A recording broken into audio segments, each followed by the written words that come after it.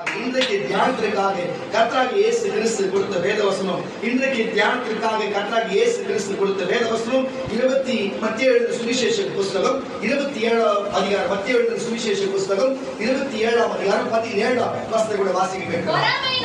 பொறாமையினாலே அவரை ஒப்புக் கொடுத்தார்கள் என்று. என்னப்பா பொறாமையினாலே? அவரை ஒப்புக் கொடுத்தார்கள். பொறாமையினாலே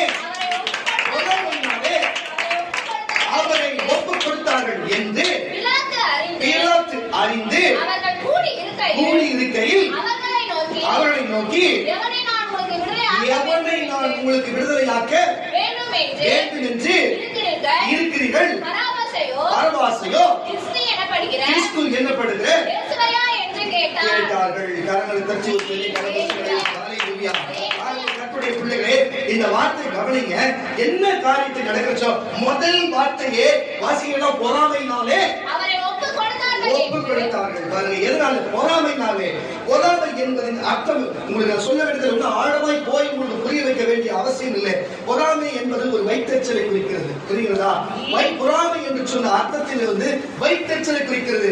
ஒருவன் செய்ய முடிகிற காரியத்தை இன்னொருவன் செய்ய முடியாது இருக்குமானால் அது செய்ய முடியாத அவனுக்கு வைத்தறிச்சல் வருகிறது. அது பேர் தான் பொறாமை என்று அர்த்தமாக இருக்கிறது. அல்லேலூயா. இந்த பொறாமை நிமித்தம் என்னென்ன காரியம் நடக்கிறது பாருங்க, நல்லா கவனிங்க. இயற்கைக்கு அப்பாற்பட்ட சக்தி படைத்தவர் தேவனாகிய இயேசு கிறிஸ்து. பாருங்க, இயற்கைக்கு அப்பாற்பட்ட பெரிய வல்லமை படைத்தவர். சாதாரண வல்லமை அல்ல, இயற்கைக்கு அப்பாற்பட்ட வல்லமை.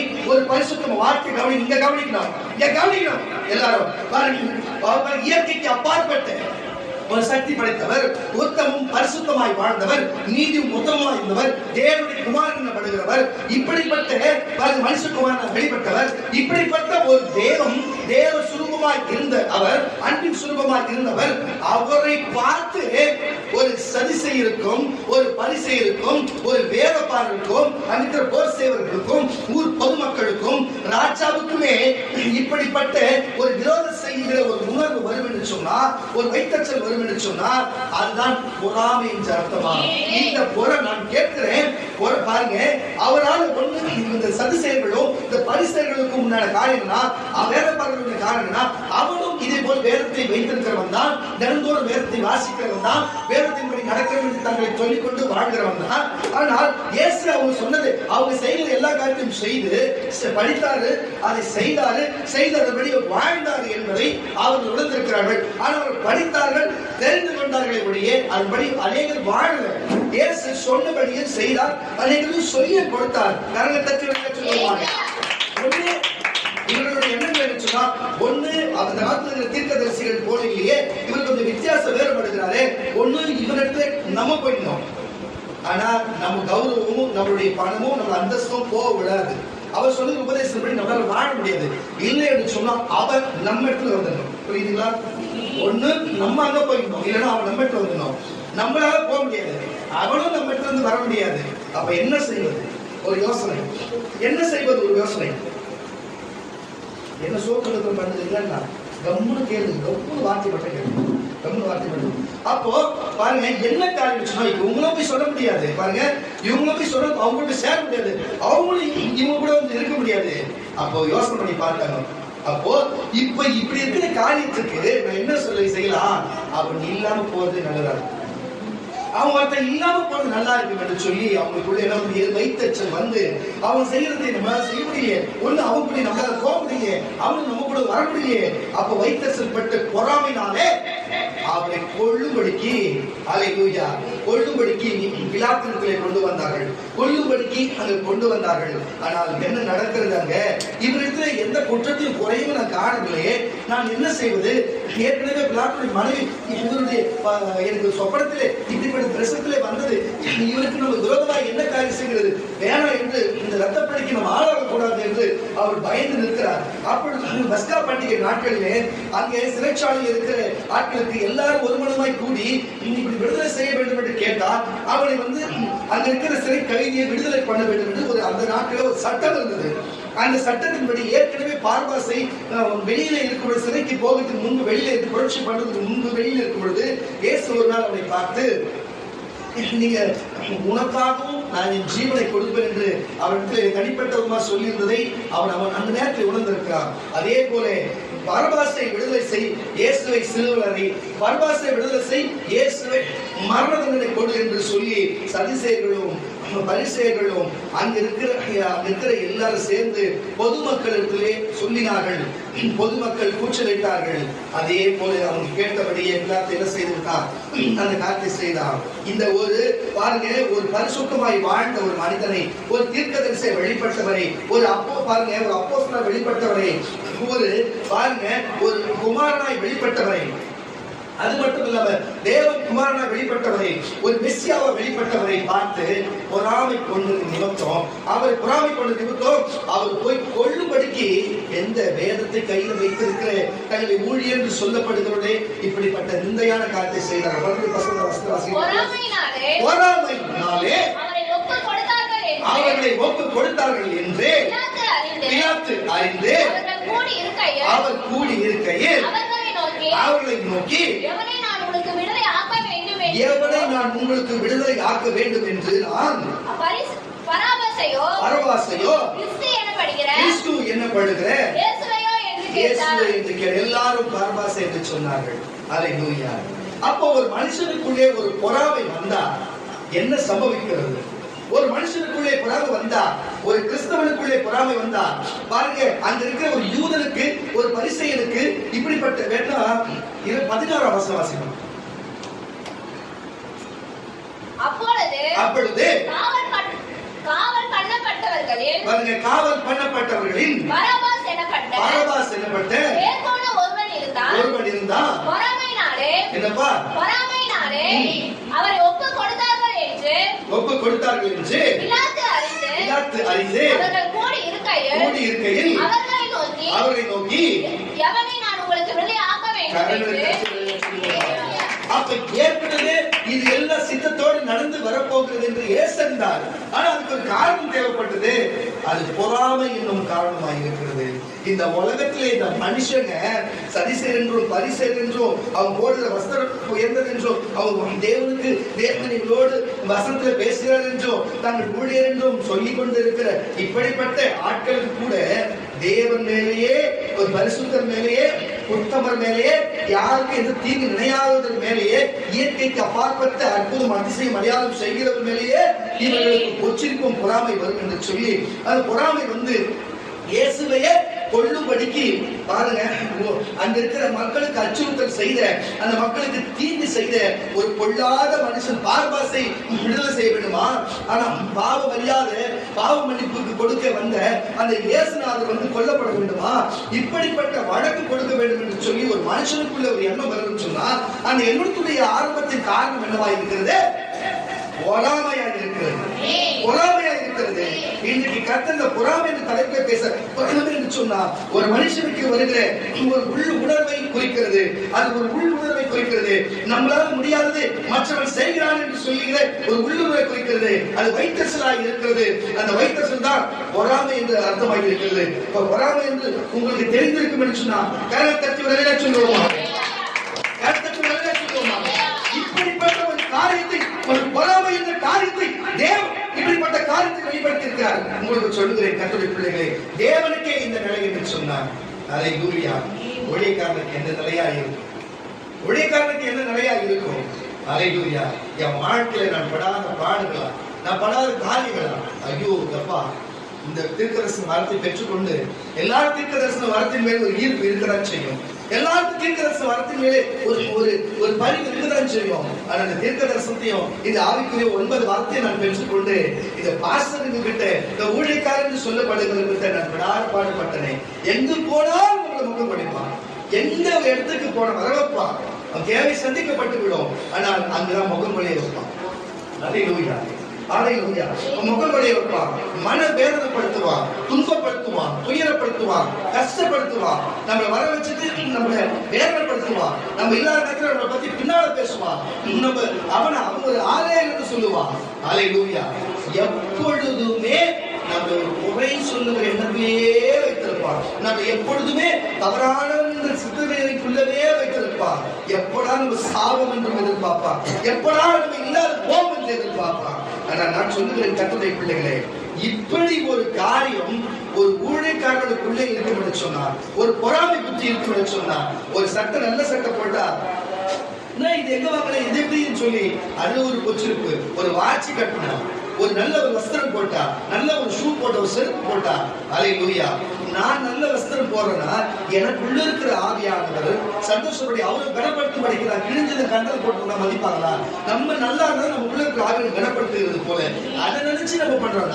நம்ம இருக்க பார்வதெல்லாம் லோக்கல் ஐட்டம் தான். நமக்கு ஓசில வந்து பாதி லோக்கல் ஐட்டம் தான் நான் வாங்கிட்டேன். ஆனா பார்க்கிறவங்களுக்கு அது எப்படி இருக்கிறது இல்லை, ஒரு பொறாமையை கொடுக்கிறது, ஒரு பொச்சிப்பை கொடுக்கிறது, இப்படிப்பட்ட காரியத்தை கொடுக்கிறது. கர்த்தருடைய பிள்ளைகளே, என் வயசுக்கு இந்த வரைக்கும் இது வரைக்கும் எந்த ஊழியக்காரனும் நீ ஊழியம் செய்யற, இந்தாப்பா ஒரு 1 லட்சம் ரூபாய் வச்சுக்கோ, உங்க சர்ச்சுக்கு இதை ரெடி பண்ணு, இந்தாப்பா ஒரு 50,000 ரூபாய் வச்சுக்கோ, உங்க சர்ச்சுக்கு இதை ரெடி பண்ணு, இந்த ஒரு 10,000 ரூபாய் வச்சுக்கோ, இதை பண்ணுன்னு சொல்லி ஒருத்தரும் கொடுத்ததே கிடையாது. ஊழியக்காரன் சொல்லிக்கிறேன். அல்லேலூயா. ஒரு சில ஊழியக்காரர்கள், ஒரு சில ஊழியக்காரர் 100 பேர் ஒருத்தர் இந்த சபையை நேசிக்கிறது உண்டு, அடியை நேசிக்கிறது உண்டு. அது போல நான் பார்த்த வரைக்கும் எல்லாருமே முகங்களை வைத்து நம்ம இல்லாத போகபடி செய்ய வேண்டிய அப்படிப்பட்ட மனுஷனுக்குள்ளே நாங்கள் வளர்ந்ததை தவிர, ஆனா ஒருத்தருக்குள்ள எங்களை தூக்கி விட்டதோ ஆதரவு கொடுத்தோ எங்களை இந்த இடத்துக்கு கொண்டு வர்றதுக்கு இயேசுவை தவிர ஒருத்தர் நிலையில இருந்து எங்க மேல அன்பு செலுத்துறவங்க யாரும் கிடையாது. அல்லேலூயா. நான் சொல்றது ஊழியக்காரர், என்னை நேசிக்கிற சகோதர சகோதரிகளே, என் மேல அன்பு செலுத்துற கர்த்தருடைய பிள்ளைகளை நீங்களே எப்பவுமே என்னை நேசிக்கிறீங்க. உங்களை ஒருபோதும் நான் குறை சொல்ல மாட்டேன். அல்லேலூயா. நான் சொல்லுது என் இருக்குள்ள இருக்கிற ஊழியக்காரர்கள் இப்படிப்பட்ட கொச்சிப்பு பொறாமையான காரியத்தை செய்து எப்பொழுதுமே வளரவிடாத காரியத்தை செய்யறானால் எனக்கு தெரியும். நான் இதுல பட்டனால தான் ஒரு நாள் உங்களை என்னீங்கன்னா நீங்க போற ட்ரெஸ் போடுறத வச்சு நான் என்னீங்கன்னா கொச்சின் படிச்சிருக்கேன். நல்லா போடுங்கன்னு சொல்லுவேன். நல்லா மேக்கப் பண்ணுங்க, நல்லா போடுங்க, நல்லா எல்லாமே பண்ணுங்க. மற்றவங்க பார்க்கணும் ஆச்சரியப்படுற மாதிரி சொல்லிட்டு உங்க வரத்தையும் கொடுக்கணும் என்று சொல்லி, உங்க ஆவி அபிஷேகம் கொடுக்க வேண்டும் என்று சொல்லி, வஸ்திரமும் நல்லா போடணும்னு சொல்லி, மதிப்பாக சொல்லி, நீங்க ஆராதனை பண்ணணும், நீங்க பிரசங்கம் பண்ணணும், நீங்க சங்கீதியானம் பண்ணணும், நீங்க மாறி மாறி வாசி எல்லாமே உங்களுக்கு செய்ய வேண்டும் என்று சொல்லி உங்க பள்ளிப்பிடத்துல ஏற்றி உங்களை அழகு பார்த்து நான் வைத்திருக்கிறேன். போயிட போது எனக்கு நீர் ஏதோ செயல்பட போகுது என்று சொல்லி யாருக்காக நான் செய்திருக்கேன். ஒரு நாளும் அப்படி வேற்றுமை பார்க்காத எல்லாரும் நேசிக்கிறவன், அது புரிஞ்சுக்கிறவங்க என் கூட இருப்பாங்க, புரிஞ்சுக்காரங்க என்னோட இருக்க மாட்டாங்க. ஆனா ஒருத்தர் மேல நான் அப்படிப்பட்ட எண்ணங்கள் கொண்டதே இல்லை. ஆனால் என்னோடு இருக்கிறவர்கள் அப்படி நினைக்கலாம். அல்லேலூயா. கர்த்தர் இடத்தை பாருங்க, தான் சொல்லுகிறேனே பாருங்க, நான் வளர்ந்த இடங்களும் என்னோடு இருக்கிற எல்லாருமே அப்படிப்பட்ட பொறாமைக்காரமாக இருந்தாங்க. நான் ஏன் இதை சொல்றேன்னா, ஒரு விசேஷித்த விதமா இருந்தா அவன் அவனை போல நம்ம மாறணும், போட்டி போடலாம். நான் என்ன சொல்றது புரியுதா? புரியா உங்களுக்கு? ஒருத்தரோடு போட்டி போடலாம், பொறாமைப்படக்கூடாது என்று பெரியவங்க சொல்லுவாங்க. இப்ப இயேசுநாதர் இருந்தாரு. இயேசுநாதர் என்ன செய்தாரு? இயேசுநாதர் சொல்ல, என் நாமத்தினால நீ எதை கேட்டாலும் அதை பெற்றுக்கொள்ளுன்னு சொன்னாரு. என்னை நேசிக்கிறவன், என்னை விசுவாசிக்கிற நான் செய்த அற்புதத்தை காட்டிலும் என்னோட மேலான செய்வனாரு. எவ்வளவு பெரிய காரியம்! அவன் என்னோட வளர்ந்து போறான், என்னோட பிதாவிட்ட போயிட போறான், நமக்கு என்னோட கீழே இருக்கணும். இயேசு நினைச்சாரா? இயேசுடைய எண்ணத்துல பொறாமை இல்லை, இயேசுடைய வார்த்தையில பொறாமை இல்லை. ஆனா இயேசு என் நாமத்தில் எதை கண்டு செய்வீங்க, விசுவாசிகளோட நோய்கள் சுத்தமாகி சொன்னாரு. என்னை விசுவாசிக்கிற நான் செய்த அற்புத காட்டிலும் மேலான செய்வான்னு பொறாமை இருந்தா அவர் சொல்லுவார் அப்படி. ஆனா அப்படிப்பட்டவரை அவரை மாதிரி செய்ய முடியல என்று சொல்லி, அவரை மாதிரி நம்ம வாழ முடியும் என்று சொல்லி, அவரை சிலுவையில் அறிபடி பார்பாசுக்காக, ஒரு பாவைக்காக, ஒரு சூழ்ச்சி பண்ணவனுக்காக இயேசுவை சிலுவையில் அறிபடி அவரை சார்படிக்கு யாரு சதுசேயர்களோ பரிசேயர்களோ வேத பாடல் இப்படிப்பட்ட மூப்பர்களும் இப்படிப்பட்ட காரியத்தை செய்கிறார்கள். கர்த்தருடைய பிள்ளைகளே, இவரெல்லாம் தங்களை தெய்வத்துடைய இணைத்துக் கொண்டு நாங்கள் எல்லாம் தேவனுக்கு ஊழியம் செய்ய என்று சொல்லப்பட்டவர்களே இந்த காரியத்தை செய்தார்கள்.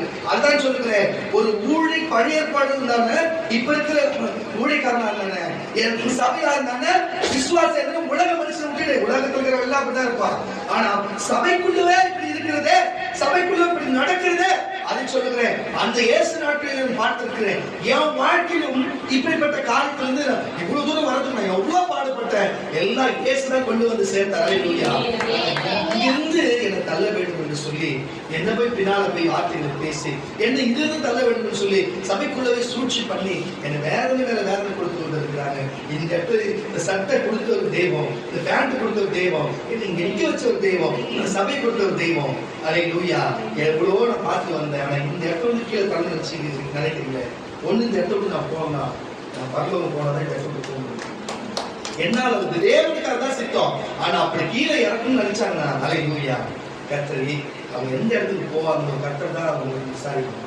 கரண் தச்சவர்களே சொல்லுவாங்க, இப்படிப்பட்ட கொச்சிப்பான எண்ணங்களை விட்டுவிட்டு, இந்த பொறாமையான எண்ணங்களை விட்டுவிட்டு தயவு செய்து மாறிடுங்க. பாருங்க, பொறாமையினாலே என்ன நடந்தது? இயேசு சிலுவையில ஒப்பு கொடுக்கும்படிக்கு இப்படிப்பட்ட காரியம் நடந்தது. ஆனா உங்களுக்கு சொல்லுகிறேன், யோசேப்பின் காலகட்டத்திலே, யோசேப்பு வாழ்ந்த காலகட்டத்திலே நடந்தது என்ன?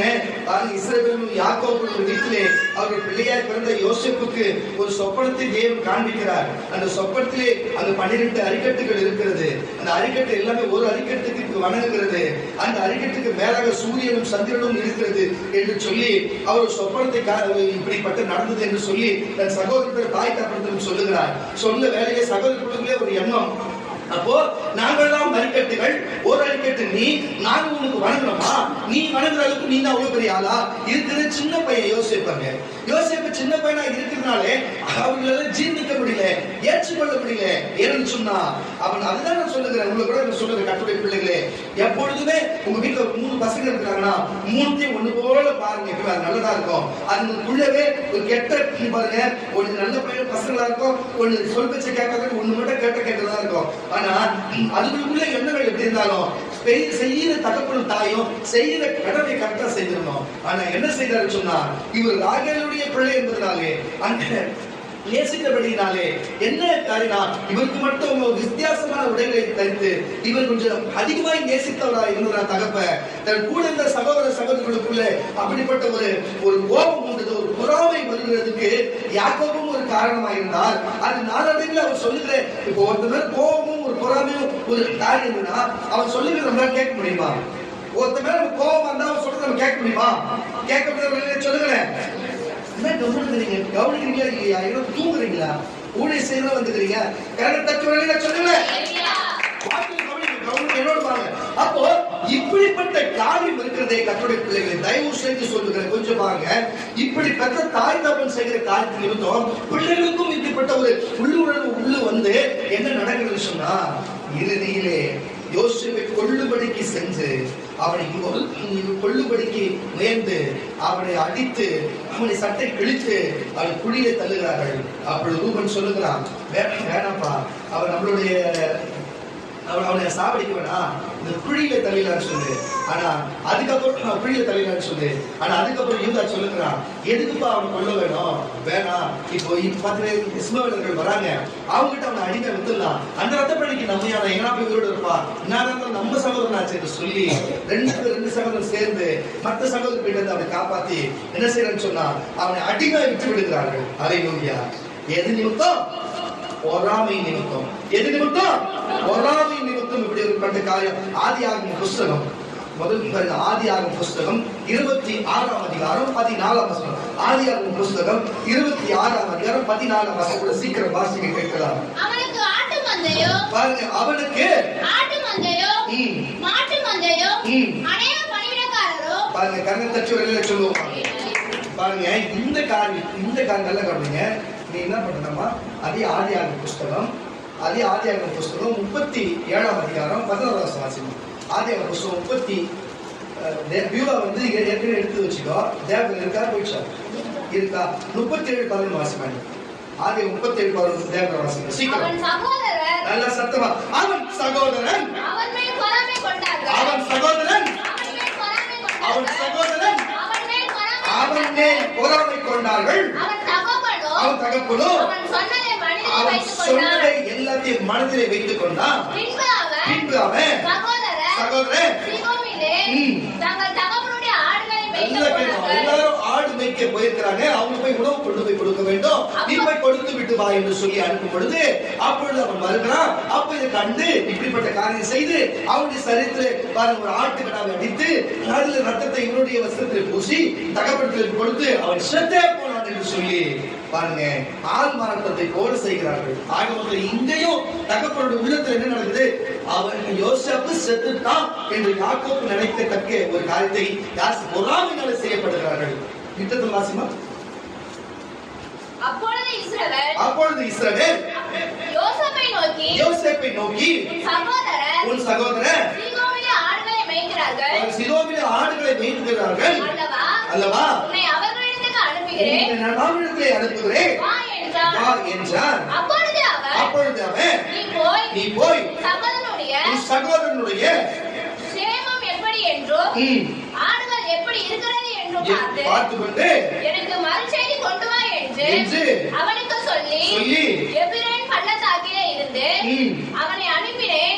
அந்தபடியே அவன் சீமோக்கு போனான். காரியங்களை தச்சுவர்களே சொல்லுமாக. அவன் போன பிறகு என்ன நடந்தது சொன்னா, நான் சொன்ன எல்லா காரியமும் அங்க நடந்தது. மறுபடியும் அவன் காட்டு மிருகம் வந்து அவனை அடித்துக் கொள்ளுது. அவன் செத்த அவன் வஸ்திரத்தை பாருங்கள் சொன்னார்கள். மறுபடியும் நான் சொல்லுகிறேன், இதே போலதான் கோத்திரத்தின் பிதாக்கள், சாதா பிதாக்கள் அல்ல, கோத்திரத்தின் பிதாக்கள், சாதாரண நாட்கள் இல்ல. இன்றைக்கு எந்த யூதா கோத்திரத்தில் இயேசு பிறந்தாரோ அந்த கோத்திரத்தின் பிதாக்கள் இப்படிப்பட்ட காரியத்தை தன்னுடைய யோசேப்புக்கு சகோதரனுக்கு செய்தார்கள். உங்களுக்கு புரியுதா இல்லையா? தங்களை உயர்ந்த ஸ்தானத்தில் இருக்கிறவங்க, தன் ஜாதியில உயர்ந்த ஸ்தானத்திலே, தன்னுடைய தெய்வத்தின் உயர்ந்த ஸ்தானத்தில் இருக்கிறவர்கள் இப்படிப்பட்ட காரியத்தை பொறாமையினாலே தன் கூட போன்ற சகோதரி இப்படிப்பட்ட காரியத்தை செய்தார்கள். குடியில தள்ளி போட்டாங்க. ஆனா நடந்தது என்னன்னு உங்களுக்கு தெரியும். எகிப்தில் இட்டு போடப்பட்டா, அங்கே அவங்க உயர்த்தப்பட்டா, அதுக்கப்புறம் தேவன் உயர்த்தார் என்றதெல்லாம் அதே போல தேவன் சொப்பனத்தில் வெளிப்பட்ட காட்சி தேவன் நிறைவேற்றினார் என்று உங்களுக்கு தெரியும். ஆனா யாக்கோபுடைய தகப்பனாகிய ஈசாக்கும் அப்படித்தான். அங்கிருந்து புறப்பட்டு வேறொரு அந்நிய தேசத்துக்கு வரும் பொழுது அவர் கையில் இருக்கிற எல்லா விதைகளையும் போட்டு அவர் பயிரிடுகிற வேளையிலே அந்த தேசத்தில் இருக்கிற ராஜா அவருக்கு இடத்தை கொடுக்கிறார். அந்த தேசத்திலே வருகிற ஆசீர்வாதத்தை காட்டிலும் பாருங்க, ஈசாக்கு விதைத்த விளைச்சல் அதிகமாக இருக்கிறது, முப்போகம் விளைந்திருக்கிறது, அவனுக்கு ஆசீர்வாதத்தை தேவன் கொடுக்கிறார். நம்ம அறிந்து பாருங்க, எங்க பஞ்சம் பொழைக்க வந்த பாருங்க, ராஜா வந்து நீங்க அந்த ஈசாக்கு கிட்ட சொல்லி இந்த இடத்தை நீ பயன்படுத்தி சொன்ன, எந்த ராஜா சிதம் கொடுத்தானோ அவனே கண்டு அவனே அதை பார்த்து பொறாமைப்பட்டு நீங்க இந்த இடத்தை விட்டு கடந்து போக என்று சொல்லத்தக்க, அவருடைய கிணற்றெல்லாமே மண்ணை போட்டு தூக்கி போகும் அளவுக்கு செய்யத்தக்க ஒரு காரியம் நடக்க சொன்னான். இது எல்லாமே ஒரு நல்ல மனுஷனை கூட மாற்றுகிற பொறாமை என்ற ஒரே ஒரு காரியம் தான். இப்போ வாசிக்க கேட்ட 26 அதிகாரம் 14 வசனத்தை கூட அவனுக்கு நல்லா கேட்டுங்க, ஈசாக்குக்கு ஆட்டு மந்தையும் மாட்டு மந்தையும் அநேக பணிவிடைக்காரரும் இருந்தபடினாலே பெலிஸ்தியர் அவன் மேல் பொறாமை கொண்டு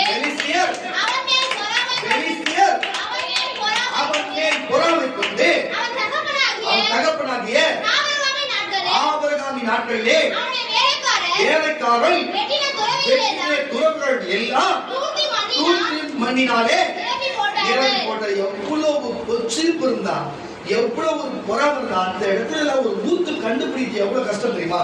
அது முழுக்க முழுக்க பாலைவனமான ஒரு வனாந்தரமான ஒரு இடத்துல ஒரு ஊத்து கண்டுபிடிக்கணும். அப்ப கண்டுபிடிக்க ஒரு ஊத்தை கண்டுபிடிச்சு அந்த ஊத்திலே பள்ளம் விட்டு அது கல்லை போட்டு அதை கிணற வைத்து ஆடு மாடுகள் குடிக்கும்படிக்காக அங்கிருக்கிற ஆட்டு மந்தைகள் மேய்ப்பர் பிடிக்கும்படிக்காக ஆபிரகாம் நாட்களில் தோண்டப்பட்டது. ஈசாக்கு பயன்படுத்துகிறார் என்று, ஈசாக்கு ஆஸ்வதிக்கப்பட்டு விட்டார் என்று அதை கொடுத்த அந்நிய இந்த ராஜா ஈசாக்கு மேலே பொறாமப்பட்டு அவனை தேசத்தை விட்டு அனுப்பினது மட்டும் அல்லாம அவனுடைய பாருங்க, அவன் நாட்டில் இருக்குது, அவன் தேசத்தில் இருக்குது அந்த கிணறு. ஈசாக்கு போன ஈசாக்கு பக்கத்துல தேசத்துக்கு போறாரு, ஆடு மாடு மந்தைகளை மேய்ச்சிட்டு அன்னைக்கு வச்சு மூட்டை கட்டிட்டு போயிட்டே இருக்கிறாரு, கிணத்து எடுத்துன்னு போக கிடையாது. ஆனா அவன் தோழிய கிணறு எவ்வளவு தண்ணி குடிக்கிறார் சொல்லி அதை தூத்து போறானா, அவருடைய எண்ணத்துல எப்பேற்பட்ட எண்ணம் இருக்கும்? என்ன இருக்கு அவன் எண்ணத்துல? பொறாமை. அவன் என்ன பொறாமை? பொறாமை என்று சொன்னா வைத்தறிச்சல். அவங்க செய்ய முடியாது. நான் தோன்றேன், எனக்கு கிணறு, நான் விதைக்கிறேன், நான் வளரல, நான் விதைக்கிறேன் கம்மியா வருது, அவனுக்கு முப்போகம் வருது, அவன் மகசூல் அதிகமா வருகிறது, நம்ம வச்சா வரலன்னு சொன்னேயோ. உன்னுடைய எண்ணம் எப்படிப்பட்டது? உன்னுடைய சிந்தனை எப்படிப்பட்டது? உன் தேவன் எப்படிப்பட்டவர்? நீ போட்ட பயிர் வைக்கிற இடம் எப்படிப்பட்ட இடம்? ஒருவேளை மனத்தனமான இடமா இருக்கலாம், நீ சரியான முழுது போகாமல் இருக்கலாம், நீ செய்யற காரியம் சரியா தண்ணீர் பாய்ச்சாமல் இருக்கலாம், வேலைக்காக சரியா கவனியாமல் இருக்கலாம், ஆடு மாடுகள் மேய்ந்திருக்கலாம், அதனால உங்களுக்கு மகசூல் வராம மனுஷன் வராம இருக்கலாம். ஆனா இது எல்லாத்தையும் கரெக்டா பார்த்து தேவனுடைய அனுகிரகத்திலே ஈசாக்கு பயணிட்டு இருக்கலாம், ஈசாக்கு முப்போகம் வளர்ந்திருக்கலாம், அதனால ஈசாக்கு ஆசிரியப்பட்டிருக்கலாம். அல்லேலூயா. தவறு எங்க இருக்கிறது? தவறு உணரணும். ஹalleluya. இல்லன்னு சொல்லி முழுக்க இது எடுக்காத ஆலோசனை சொல்லு. இல்ல தேவன்கிட்ட கேட்க தேவன் செஞ்சாருன்னா அப்படி அவன் தேவன் கேட்கறேன்னு சொல்லிட்டு அவன் தேவத்தை கேட்கலாம். இல்ல இப்படிப்பட்ட விசேஷத்தை ஒரு உரத்தை போட்ட அதனால எனக்கு இப்படி வந்து நினைச்சுக்கலாமே இல்லையா? அதனால பார்த்த உடனே பொறாமை கொண்டு அவருடைய தேசத்தை விட்டு தொடுத்துவது மட்டும் இல்லாம அவங்க தகப்பனார் நாட்டில் தோன்றப்பட்ட துணை கூட மண் வச்சு மூடுறன்னா எப்பேற்பட்ட ஒரு பொறாமை, ஒரு கொள்ளுவதற்கு சமமா இருக்கிறது. ஒரு நீரூற்று கண்ணை மூடுகள் சொன்னா அது எத்தனை ஜீவன் பிழைக்கும், எத்தனை உயிர்கள் பிழைக்கிற தண்ணி குடிச்சு நீங்க நினைக்கிறது போல இந்த ஏழு இங்க தண்ணி நிற்கிறவங்க தண்ணி நிற்கிறவங்க அந்த இஸ்ரேல் அந்த நாட்டில் அப்படி கிடையாது. அங்க ஃபுல்லா பாலைவனம், மலை பிரதேசமா இருக்கும், எல்லா கல்லுகளா இருக்கும். அங்க போய் ஒரு கிணறு வெட்ட எவ்வளவு விஷயம், தண்ணி எல்லாம் பார்க்கறதே அபூர்வம். தண்ணியா அப்படின்னு சொல்லி அப்பேற்பட்ட ஒரு வறட்சியான இடத்துல நீ தோணுத துரு எல்லாத்தையும் மூடுறா நீ எத்தனை உயிர்களுக்கு எத்தனை ஜீவராசிகளுக்கு நீ துரோகம் செய்யறாங்க. அப்ப எத்தனை உயிர் கொண்டு காரணமா இருக்கிற. ஹல்லேலூயா. ஒருத்தர் இயற்கைக்கு மேற்பட்ட அற்புத அதிசயங்கள் செய்து இருந்தாலும் ஒண்ணு அவரை போல நம்ம அவர் சொன்னது கேட்டு அவர் பின்னாடி போனோம், இல்லைன்னா அவரு நம்ம பின்னால வர வைக்கணும். ரெண்டுமே செய்ய முடியாதுன்றதுனால நீ விட்டு கொடுக்க மாட்ட, அவரையும் விட்டு கூட மாட்ட, ரெண்டுமே செய்ய மாட்டேன். ஆனா அவர் கொண்டுதான் நினைக்கிறீங்க. என்ன காரணம்? பொறாமைனாக. ஹல்லேலூயா. நீயும் போய் என்ன வரம் போட்ட, நீ உங்களுக்கு எப்படி நடந்து போய் கேட்க மாட்டேன். ஏற்றல நீங்க போ என்று சொல்லி அடுத்து எத்தனையோ மனிதர்கள் கொல்லும்படி நினைக்கிறேன். செத்தாலும் சாகலாம், ஆனா அவனும் என்கிட்ட ஒரு நினைச்சு மாட்டான், நானும் அவன்கிட்ட போக மாட்டான். என்னையா காரியம். ஹல்லேலூயா. ஹல்லேலூயா. அதே போல யோசேப்பின் காலத்திலும் நானும் யோசேப்பு பேச்சை கேட்க மாட்டேன். யோசேப்பு பேச்சு நான் கேட்க மாட்டேன். யோசேப்பு என் பேச்சை கேட்டு என் கூட இருக்க வைக்க மாட்டேன். யோசேப்பு செத்தா எனக்கு போதும் என்று செய்தார்கள். ஹல்லேலூயா. ஒரு பொறாமையினாலே இப்படிப்பட்ட காரியம் இருக்கிறது. ஒரு பொறாமையினாலே யோசேப்பு இப்படிப்பட்ட வாசிக்க அப்போஸ்தலர் நடவடிக்கை புஸ்தகம், அப்போ புதிய ஏற்பாட்டில் அப்போஸ்தலர் நடவடிக்கை புஸ்தகம் 7ஆம் அதிகாரம் 9ஆம் வசனம், நம்முடைய கோத்திர முன்பிதாக்கள், அப்போஸ்தலர் நடவடிக்கை புஸ்தகம் 7ஆம் அதிகாரம் 9ஆம் வசனம், நம் கோத்திர முன்பிதாக்கள் இப்படி யோசேப்புக்கு செய்த காரியத்தை கவனித்து பாருங்க. இப்படிப்பட்ட காரியத்தை செய்ததுனால என்ன சம்பவம்? பொறாமையினாலே வாசிக்க கேட்கலாம். அந்த கோத்திர பிதாக்கள், அந்த கோத்திரத்தின் பிதாக்கள் பொறாமை கொண்டு அவர்களை கட்டுகிறார். ஹல்லேலூயா. அந்த கோத்திரத்தின் பிதாக்கள் பொறாமை கொண்டு யோசேப்பை எகிப்துக்கு கொண்டு போகும்படியாக அவனை விற்று போட்ட. யார்கிட்ட? இஸ்லாமியர்கிட்ட. அங்கிருந்து யார்கிட்ட? இஸ்ரவேலர்கள்கிட்ட விற்று போட்டார்கள். பாசுமா, தேவனே அவனோடு கூட இருந்து, அதுதான் சொல்லுகிறேன், விட்டு போட்டது மட்டுமல்ல, சொன்ன சொப்படு நிறைவேறும்படிக்கு அவன் எதை கொண்டு பொறாமைப்பட்டானோ அது நிறைவேறும்படிக்கு. வாசிமைப்பார் வசனத்தை. தேவனே அவனோடு கூட இருந்து, தேவன் அவனோடு கூட இருந்து எல்லா கஷ்ட நஷ்ட உபத்திரவத்தில் இருந்தும் அவனை அங்கிருந்து விடுவித்து எகிப்தின் ராஜாவாகிய பார்வோன் பக்கத்திலே சமூகத்திலே அவனுக்கு கிருபையும் ஞானத்தையும் அருளினார். அந்த ராஜா அவனை எகிப்து தேசத்திற்கு எகிப்து தேசத்திற்கும் தம் வீட்டு அனைத்திற்கும் அதிபதியாக நியமித்தாரா? நான் சொல்லுகிற இறுதியில் என்ன நடந்தது? எல்லாம் பஞ்சம் வந்தது. எகிப்துக்கு ஓடினார்கள். செத்தேன் என்று நினைத்தவர்கள் அங்க பார்த்தா யோசேப்பு இருந்தா, போய் என் தகப்பனை கூட்டினான்னு சொன்னா, அதே போல எல்லாம் காலையில் இருந்து வணங்கினார்கள். சூரியன் சந்திரன் வந்தது, பஞ்சம் பழைச்சார்கள். 7 ஆண்டு அப்படிப்பட்ட பஞ்சத்திலிருந்து அவங்களை காத்தான்னு சொன்னா, யோசேப்பின் தேவன் யோசேப்பினால அந்த யாக்கோபின் வம்சத்து அந்த கோத்திரத்தின் பிதாக்களை காக்கும்படிக்கு யோசேப்பு கொண்டு பயன்படுத்தினார். சொன்ன தீர்க்க தரிசனமோ சொன்ன சொப்பனங்களும் நிறைவேற காலம் இருக்குன்னு சொன்னா, அது நிறைவேற ஒரு நோக்கம் இருக்குன்னு சொன்னா, ஹல்லேலூயா, நோக்கம் இருக்குன்னு சொன்னா, அதனால வருகிற பாடுகள் நிந்தைகள் அதிகம்தான். ஆனா அதுதான் ஜெயத்தை கொடுக்கும். சபை பாஸ்டர் இருக்காங்களா? கரண தட்டுவர்கள் சொல்லுங்க. ஏன் சொல்லுங்க சொன்னா, அவங்க சங்கீத தியானத்துல ஒரு வார்த்தையை சொன்னாங்க. அவங்க ஆவி உணர்வுபட்டு சொன்னாங்களா இல்ல அனுபவத்தில் சொன்னாங்களோ எனக்கு தெரியல. ஆனால் சொன்னது உண்மை, எந்த மாற்றம். ஒரு காலத்தில் தேவன் நமக்கு யோசேப்பின் தந்தையாக யோசேப்புக்கு கொடுக்கிறதுக்கு முன்பு எப்படி அவர் சோதிக்கப்பட்டாரோ பாருங்க, உணவு நிமித்தம் மனுஷ நிமித்தம். அதே போல இந்த ஊழியத்தை ஆரம்பிக்கிறதுக்கு முன்பிலிருந்து இன்னைக்கு வரைக்கும் சரி. இதுக்கு முன்பு சூழ்நிலை வேற. ஆனா இப்ப இடையில பாசமா சொன்னபடியே இப்ப இடையில எப்படிப்பட்ட சூழ்நிலை பார்த்தா பணத்துல வருமானத்துல பிரச்சனை, சபைக்குள்ள ஒரு சின்ன போராட்டம், குடும்பத்துக்குள்ள ஒரு சலசலப்பு போன்ற எந்தெந்த காரணமும், செய்யற காரணம் செய்யாத காரணம் ஏதோ சூழ்ச்சி கொண்டு ஏதாவது ஒன்று செய்துவிட்டு இந்த ஊழியத்தை தடை செய்து விடலாமா, மொத்தமே சூழ்ந்து கொண்டு யாரு நோக்கி பாருங்க, என்னதான் நோக்கி பாருங்க, எல்லாமே என்ன நோக்கி தான் பாக்குது எல்லாமே. இப்ப நான் ஒரு நாள் இந்த ஊழியமே இல்லைங்க, புரியுதா இல்லையா? அப்படிப்பட்ட ஒரு காரியத்தை கொண்டு வந்து விட்டு இப்படி செய்கிறான்னு சொன்னா தயவு செய்து புரிஞ்சு கொள்ளுங்க. அவன் பாசமா சொன்னபடியே மறுபடியும் கர்த்தர் அளவில்லாத இந்த சபை ஆசிரியத்தை போகிறோம், கர்த்தர் பணத்தினாலும் பொன்னினாலும் பொருளினாலும் கர்த்தர் ஆசிரியத்தை போகிறோம். சொன்ன நிறைவேறப்படுவதற்காக எத்தனை லட்சம் விசுவாசி இருப்பாரு, எத்தனை ஆயிரம் போனவர் இருப்பாரு, எத்தனை ஏக்கர் இடம் என்று சொல்லி சொன்னதை அந்த தரிசனத்தை எப்படி எங்கள் யோசனை நடப்பதாக யோசனை சொல்ல தரிசனத்தை அந்த நாள் வரைக்கும் காத்து அப்படியே கூடவே நிறைவேற்றினார்கள். இன்றைக்கும் அப்படியே இந்த அருள்ராஜோடும் இந்த சபையோடும் குடும்பத்தோடும் இந்த சூழலை பார்த்து தேவன் எத்தனை பேர் கொச்சின் புறாம இருந்தாலும் சரி என்னோடைய இருந்து சொன்ன தரிசனத்தை நிறைவேற்றி அது நீங்களும் நானும் நம்புறோம் எல்லாம் சேர்ந்து அனுபவிப்போம். போவதே இல்லை. ஹல்லேலூயா. அதனால சொல்லுகிற கர்த்தருடைய பிள்ளைகளே பாருங்க, ஒரு போற வஸ்திரத்தை கொண்டு, என் மனைவி போற வஸ்திரத்தை கொண்டு, அவ போடுற கம்பளை கொண்டு, அவ செய்கிற காரியத்தை கொண்டு, இங்க 2 வீடு இருக்குன்னு சொல்லி நான் சொல்றேன், நான் யார் வீட்டு பொருளை போய் அனுமதி, யார் வீட்டு பொருளை ஏமாற்றோம், நாங்க லீஸுக்கு போட்டு இருக்கோம். இந்த லீஸ் முடிஞ்சு காலி ஒண்ணு கிடையாது, லீஸ் முடிஞ்சு காலி பண்ண போறோம். எங்கன்னா வீடு வாசல் இல்லையே, இடம் பொருள் இல்லையே, எல்லாம் கர்த்தர் தேவன் கொடுத்து வச்சிருக்காரு. ஆனா அதுக்கு ஒரு சந்தோஷத்தை பாருங்க, நாங்க காலி பண்றோம்னு அப்பா என்ன ஒரு சந்தோஷம். ஹல்லேலூயா. என்ன ஒரு பொச்சிருப்பு. அவர்களுக்கு நாங்க காலி பண்றோம்னு சொன்னா நம்ம ஊரை விட்டே போற மாதிரியும் உலகத்தை விட்டே போற மாதிரியும் வீட்டை விட்டுதான் வீடு மாறப்போம், வேற ஒன்றும் கிடையாது. கர்த்தர் ஒரு கதை வச்ச ஒரு கதை திறப்பாரு. இது சின்ன கதை, அது விசாலமான கதை. குருட்டுத்தனமா இருக்கிற ஆளுங்களுக்கு ஒரு காரியமும் புரியாது, அதுல ஒரு சந்தோஷம் துப்பு கட்டுதுங்களே. ஆனால் பாருங்க, இயேசுவுக்கே ஊழியம் செய்யறவனே சிலுவை அறைய அவன் கொள்ளுன்னு சொன்னான். கூட பிறந்த கோத்திரத்தின் தகப்பனாய் இன்றைக்கு இருக்கிற அவனை சொந்த சகோதரனுக்கு கொள்ளும்படி செய்தான். ஹல்லேலூயா. நல்ல நட்பாய் பழகினவனே அவன் வளர்ச்சியை பார்த்து அவனுடைய துறவுகளை மண்ணில் தூத்து போடுது, அவன் இந்த இடத்துல போக சொல்லுன்னு சொன்னான். ஹல்லேலூயா. வேதத்துல இவ்வளவு பெரிய காரியம் இது. நீ யார் ஃபர்ஸ்ட்? என் வாழ்க்கை நல்லா இருக்குன்னு நினைப்பியா? என் குடும்பம் நல்லா இருக்குன்னு நினைப்பியா? என் பிள்ளைகள் நல்லா இருக்குன்னு நினைப்பியா? எங்க ஊழியர் நல்லா இருக்குன்னு நினைப்பியா? நீ எந்த காலத்துல நல்லா இருக்குன்னு நினைச்சிருக்கிற? ஹல்லேலூயா. நீ எல்லாம் ஒரு ஆளே கிடையாது இயேசுவுக்கு. ஹல்லேலூயா. உன் சந்தோஷம் அதான். வைத்தியமே இன்னைக்கு நான் விட வீசிட்டு வெளில வரலாம், நாளைக்கு அது எனக்கு சொந்தம் இருக்குன்னு தெரியல.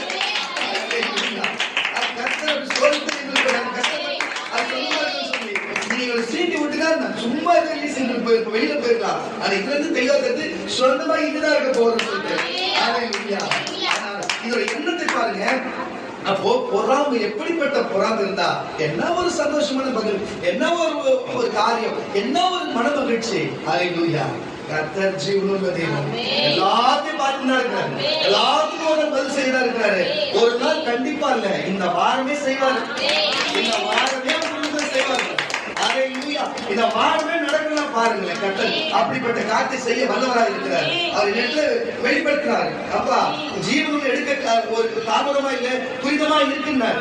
நான் அமைதலா இருந்தேன். இப்ப சொல்லுகிறேன், இயேசுவின் நாமத்திலே அப்படிப்பட்ட ஜீவன் எடுக்கிற காரியம் எடுக்கட்டுமே, சமநிலை எடுக்கட்டுமே. ஒன்னே ஒண்ணு, பொறாமையினாலே இவங்களுக்கு இருக்கிற பொறாமையினாலே தேவனை கொள்ளுன்னு நினைச்சாங்க. ஆனா இப்ப அவங்களுக்குள்ள இருக்கிற பொறாமை அவங்களே கொள்ளுது. புரியுதா இல்லையா? அவங்களுக்குள்ள இருக்கிற பொறாமை அவங்களே கொள்ளுது. இப்படிப்பட்ட காரியம் இருக்கிறது என்ன பொறாமை? நான் சொல்லுகிற கர்த்தருடைய பிள்ளைகளே, ஒருவர் என்னோடு பேசினா உங்களுக்கு ஏன் அப்படிப்பட்ட காரியம்? நான் கேட்கிறேன், நீங்க நல்ல விதமா என்கிட்ட பேசுனீங்கன்னா நான் ஏன் உங்களை வெறுக்க போறேன்? உங்க சபைக்கு வர கர்த்தருடைய பிள்ளைகளே, நான் மற்றவங்களோடு பேசுறவங்களுக்கு ஒரு பொறாமையா இருக்கிறது, மற்றவர்கள் வரக்கூடாது என்று நீங்கள் எங்க கூட ஒழுங்கா பேசி ஒழுங்கா பழகி நாங்க சொல்லுகிறத ஒழுங்கா கேட்டு தேவனை கீழ்ப்படிஞ்சு ஒழுங்கா இருந்தா உங்களுக்கு ஏன் இந்த நிலைமை வரப்போகுது? உங்களுக்கு ஏன் வரப்போகிறது? இந்த சபையில வந்து நானா பார்த்து யாரும் தேர்ந்தெடுத்து கொண்டு வரல, எல்லாரும் தேவன் தான் கொண்டு வந்து இங்க சேர்க்கிறார். நான் எல்லாத்திலும் ஒழுங்கா எல்லாரும் கரெக்டா இருக்கணும், அவங்களோடு கரெக்டா பழகம் தான் தேவன் விருப்பப்படுகிறார். ஆனா உங்களுடைய பழக்கம் என்னவா இருக்கிறது? இவங்க சபைக்கு வரக்கூடாது, அவங்க சபைக்கு வரக்கூடாது, இந்த குடும்பம் வரக்கூடாது, அந்த குடும்பம் வரக்கூடாது, இந்த குடும்பம் தான் நான் வரமாட்டேன், அந்த குடும்பம் தான் நீ வரமாட்டேன்னு சொல்லி அவங்க பரலோகம் போனாலும் போயினாலும் பரவாயில்ல, நீ போகணும்ல. நான் சொல்லுகிறேன், யார் இந்த சபைக்கு வந்தாலும் வர, அவங்க வரக்கூடாது, அவங்க முன்னாடி இருக்கக்கூடாது, அவங்க பின்னாடி இருக்கக்கூடாது, அவங்க கிட்ட பேசக்கூடாது, அவங்க அவங்ககிட்ட பேசக்கூடாது. நான் சொல்றேன், நீ பரலோகம் போகணுமா வேணாம்? அவங்க பேசினாங்க, பேசுவாங்க, வந்தானா வாங்கினாங்க, நீ வந்தா பாவம் பண்ணிட்டு பரலோகம் நிறுத்திச்சு. அதுக்காக வா, உன்னை காத்த வச்ச உனக்கு அவர் தெய்வம், உனக்கு நான் உழைக்கிறேன், உனக்கு இந்த சபை, புரியுதா இல்லையா? அதே மாதிரிதான் நான் அவங்களுக்கு உழைக்கிறேன், அவங்களுக்கு இந்த சபை, அவங்களுக்கு அந்த தெய்வம். நீங்க கலந்துக்காது, உங்க கதையை மட்டும் பாருங்க. நீங்க உண்மையாவே என் குடும்பத்துல, என் மனைவி மேலே, என் மேல, சபை மேலேயும், என் பிள்ளைங்க மேலே நீ அன்பா இருந்தீங்கன்னா, தேவத்தின் மேல அன்பா இருந்தீங்கன்னா, தேவத்தின் மேல இருந்தா தேவன் உங்களுக்கு இருக்கிறாரு, எங்க மேல இருந்தாலும் என் குடும்பம் உங்களோட அன்பா இருக்க போகுது, எங்க சபை மேல இருந்தா சபை உங்க மேல அன்பா இருக்க போகுது. இவ்வளவுதான் விஷயம். ஆனா அவங்க வந்து அன்பா இருக்கிறாங்கனால நாங்க அன்பு செலுத்த முடியல. இதெல்லாம் ஒரு பொய்யா இல்ல, இதெல்லாம் உண்மையான அன்பு. அன்பு சகலத்தையும் மூடணும். இப்படிப்பட்ட பொறாமையினால் என்ன குணங்களை மாற்றி கொண்டிருக்காங்க. இது நீங்க கேட்கறீங்களோ இல்லையோ, நீங்க இருக்கிறீங்களோ இல்லையோ, இந்த வார்த்தை கேட்டுக் கொண்டு இருக்கிறது, இதெல்லாம் ரெக்கார்ட் ஆகி கொண்டு இருக்கிறது, ஒரு நாள் இது பழிக்கும். நீங்க சரியா இருக்கல, நீங்க சரியா இருந்தா எல்லாம் சரியா இருக்க போகுது. நீங்க சரியா இருந்தா எல்லாம் சரியா இருக்குது. பொறாமைனாலே ஒரு காரியம், பொறாமைனாலே ஜீவ பலிதான். பாருங்க, பொறாமைனாலே ஜீவன் தான் பலியாகப்படும். யோசேப்பு பலியாகப்பட்ட சூழ்நிலை தான். அப்படி யோசேப்பு நம்பினா, இயேசு கூட பலியாகப்பட்ட சூழ்நிலை தான். எல்லாம் நம்பப்பட்டது. ஆனா முன்னாள் நாள் வீட்டு எழுந்தாரு, பலியாகப்பட்டது அப்படியே வீட்டு எழுந்தாரு. அதே போல யோசேப்பு பொறுத்த வரைக்கும் மறித்து போனார் தான். யாருக்கு யாக்கோபு இடத்துல அவங்க நினைப்பு இல்லை. ஆனால் மறுபடியும் அவர் எகிப்தில் உயிரோடு தான் இருந்தார்.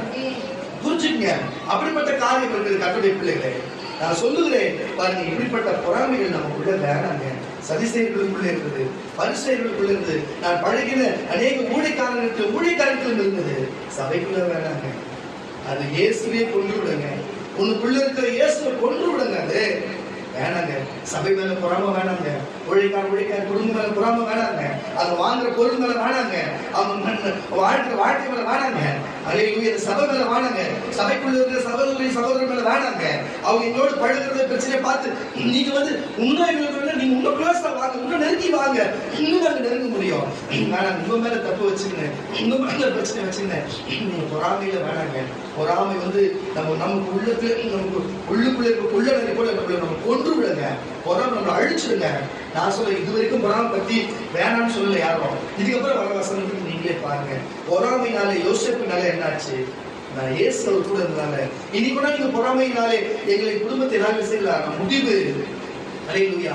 இந்த வீடு கொடுக்காத, இங்க அது கொடுக்காத, இது கொடுக்காத சொல்லி பேசி என்ன வேணா செய்ய முடியும். அல்லேலூயா. ஆனா காலம் ஒரு நாள் பதில் சொல்லுங்க. அல்லேலூயா. ஏற்கனவே பாடப்பட்டு பிறகு தெளிவா இருக்கு, மறுபடியும் நீங்க அதை போய் சிக்கணுமா? அல்லேலூயா. ஆனால் நீங்களாச்சும் இப்போ சாதாரணமாக அதை கர்த்தர் சொந்தமாக்கி கொடுக்க போகிறாரு. அல்லேலூயா. அல்லேலூயா. நீங்க உயர்வு பிடிக்கும், நீங்க அனாது பார்க்கும்போது கர்த்தர் எங்களை கொண்டு போக போகிறாரு. அந்த ஒரு காரியத்துக்கு தான் நீங்களாம் வந்து என்னை பொச்சில் படையபடி, நீங்களாம் ஒன்று சொல்லும்படிக்கு நான் இருக்கிறேன்னு சொன்னா கர்த்தர் என்ன உயர்த்த போகிறார். யோசேப்பு அப்படிதான் சொன்னார். இயேசுவை பார்த்து அப்படிதான் பொறாமைப்பட்டு பார்த்தார்கள். அதே போல உயர்ந்த ஒரு சிலுவையில் இருந்தார். இன்னைக்கு அவர் உயர்ந்த பார்த்து பார்க்க முடியல. அநேகரால பரலோகத்தில் இருக்கிறார். கர்த்தருடைய பிள்ளைகளே, நான் என் வாழ்க்கை குறித்தும் வேதத்தில் இருக்கிற காரியத்தை குறித்து சொல்லுவேன். நான் உங்களை குறித்து சொல்லுவேன். கர்த்தருடைய பிள்ளைகளே, உன் உறவுகள் உன் மேல் நீ வாங்கிய கம்பளை பார்த்து பொறாமை அடைகிறார்களா? நீ போடுகிற வஸ்திரத்தை பார்த்து பொறாமை அடைகிறார்களா? நீ சபை இயேசுவை நேசித்து விடுதலை சுவிசேஷம் உழைத்து வருவதை பார்த்து பொறாமை அடைகிறார்களா? நான் சொல்ற சகோதர சகோதரியே, ஒரு நாள் உன் நிலைமை மாறும். ஒரு நாள் தான். ஆனா நான் சொல்றேன், அந்த நாள் இன்றைக்கே சொல்றேன். மேல் பொறாமைப்பட்டு ஒரு வேலையை விட்டு நிறுத்தி காத்திருக்கிறார்களா? இந்த வேலையை விட்டு போக செய்ய போகிறார்களா? நீ வேலை இல்லாத போக திருமண காட்சி கெடுக்கிறார்களா? உன் வாழ்க்கையை கெடுக்கிறார்களா? உன் குடும்பம் உன்னை பத்தி பொறாமை நிமித்தம் தவறா பேசுகிறதா? நான் சொல்லுகிற கர்த்தருடைய பிள்ளைகள், தகப்பனை பேசின உலகம் தான், உன் ஊழியக்காரன் பேசின உலகம் தான், உன் மூதாதையர் பேசின உலகம் தான். இது உன்னை பேசுவார்கள் தான். ஆனா இயேசுவோடு தேவனாகிய பரிசுத்தாவின் இருந்தார். யோசேப்போடு தேவன் இருந்தார். ஈசாக்கோடு தேவன் இருந்தார். அடியோடு பரிசுத்தாவின் இருக்கிறார். உங்களோடு இருக்கிறார். உங்களுக்கு ஜெயித்து கொடுத்த கர்த்தர் பொறாமை மட்டும் விட்டு விடுங்க. உங்களுக்குள்ளே பொறாமை விட்டு விடுங்க.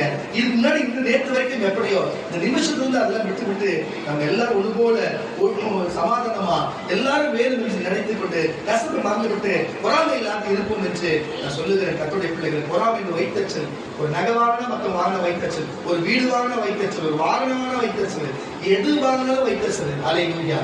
நான் எல்லாத்தையும் சொல்லுகிறேன், என் வாழ்க்கையில எல்லாத்தையும் கஷ்டத்தையும் பார்த்தோம், தூக்கி உயர்த்த வைத்து கொஞ்சத்தையும் பார்த்தோம், எல்லாத்தையும் ஐஸ்வர்ய ஆசிரத்தையும் பார்த்தோம். அல்லேலூயா. எல்லாமே எங்களுக்கு ஈஸி தான். பணம் வந்தாலும் சந்தோஷப்பட போகல, பணம் இல்லாத கஷ்டப்பட போகல, எல்லாமே எங்களுக்கு நடக்கிறதா. என் வாழ்க்கை அந்த தொழில் ஆரம்பிச்சு நாங்க பார்க்காத காரியமே இல்லை, எல்லாமே எங்களுக்கு அனுபவத்தில் நாங்க பார்த்துதான் இருக்கிறோம். கர்த்தருடைய பிள்ளைகளை, அதனால தயவு செய்து அந்த அனுபவத்துக்கு நீங்களும் வாங்க. அதனால தேவன் அனுபவத்தை உங்களுக்கு கஷ்டத்தை கொடுத்து அநேக பொறாமப்பட்டு உங்களை வேதனைப்படுத்துகிறது உங்க அனுமதிக்கிறாருன்னு சொன்னா, கர்த்தர் யோசேப்பை போல, இயேசுவை போல, ஈசாக்கை போல ஆசீர்வதித்து உயர்த்த இப்படி காரியத்தை அனுமதிக்கிறார். அப்படி அனுமதித்தாங்க பாருங்க, தங்களுடைய சகோதரர்களை யோசேப்புக்கு விரோதமா எழுந்த தேவன் அனுமதிக்கிறார். அங்கே எகிப்துக்கு போக முடிஞ்சது. அவர் சொன்ன தீர்க்கதரிசனம் நிறைவேறியது.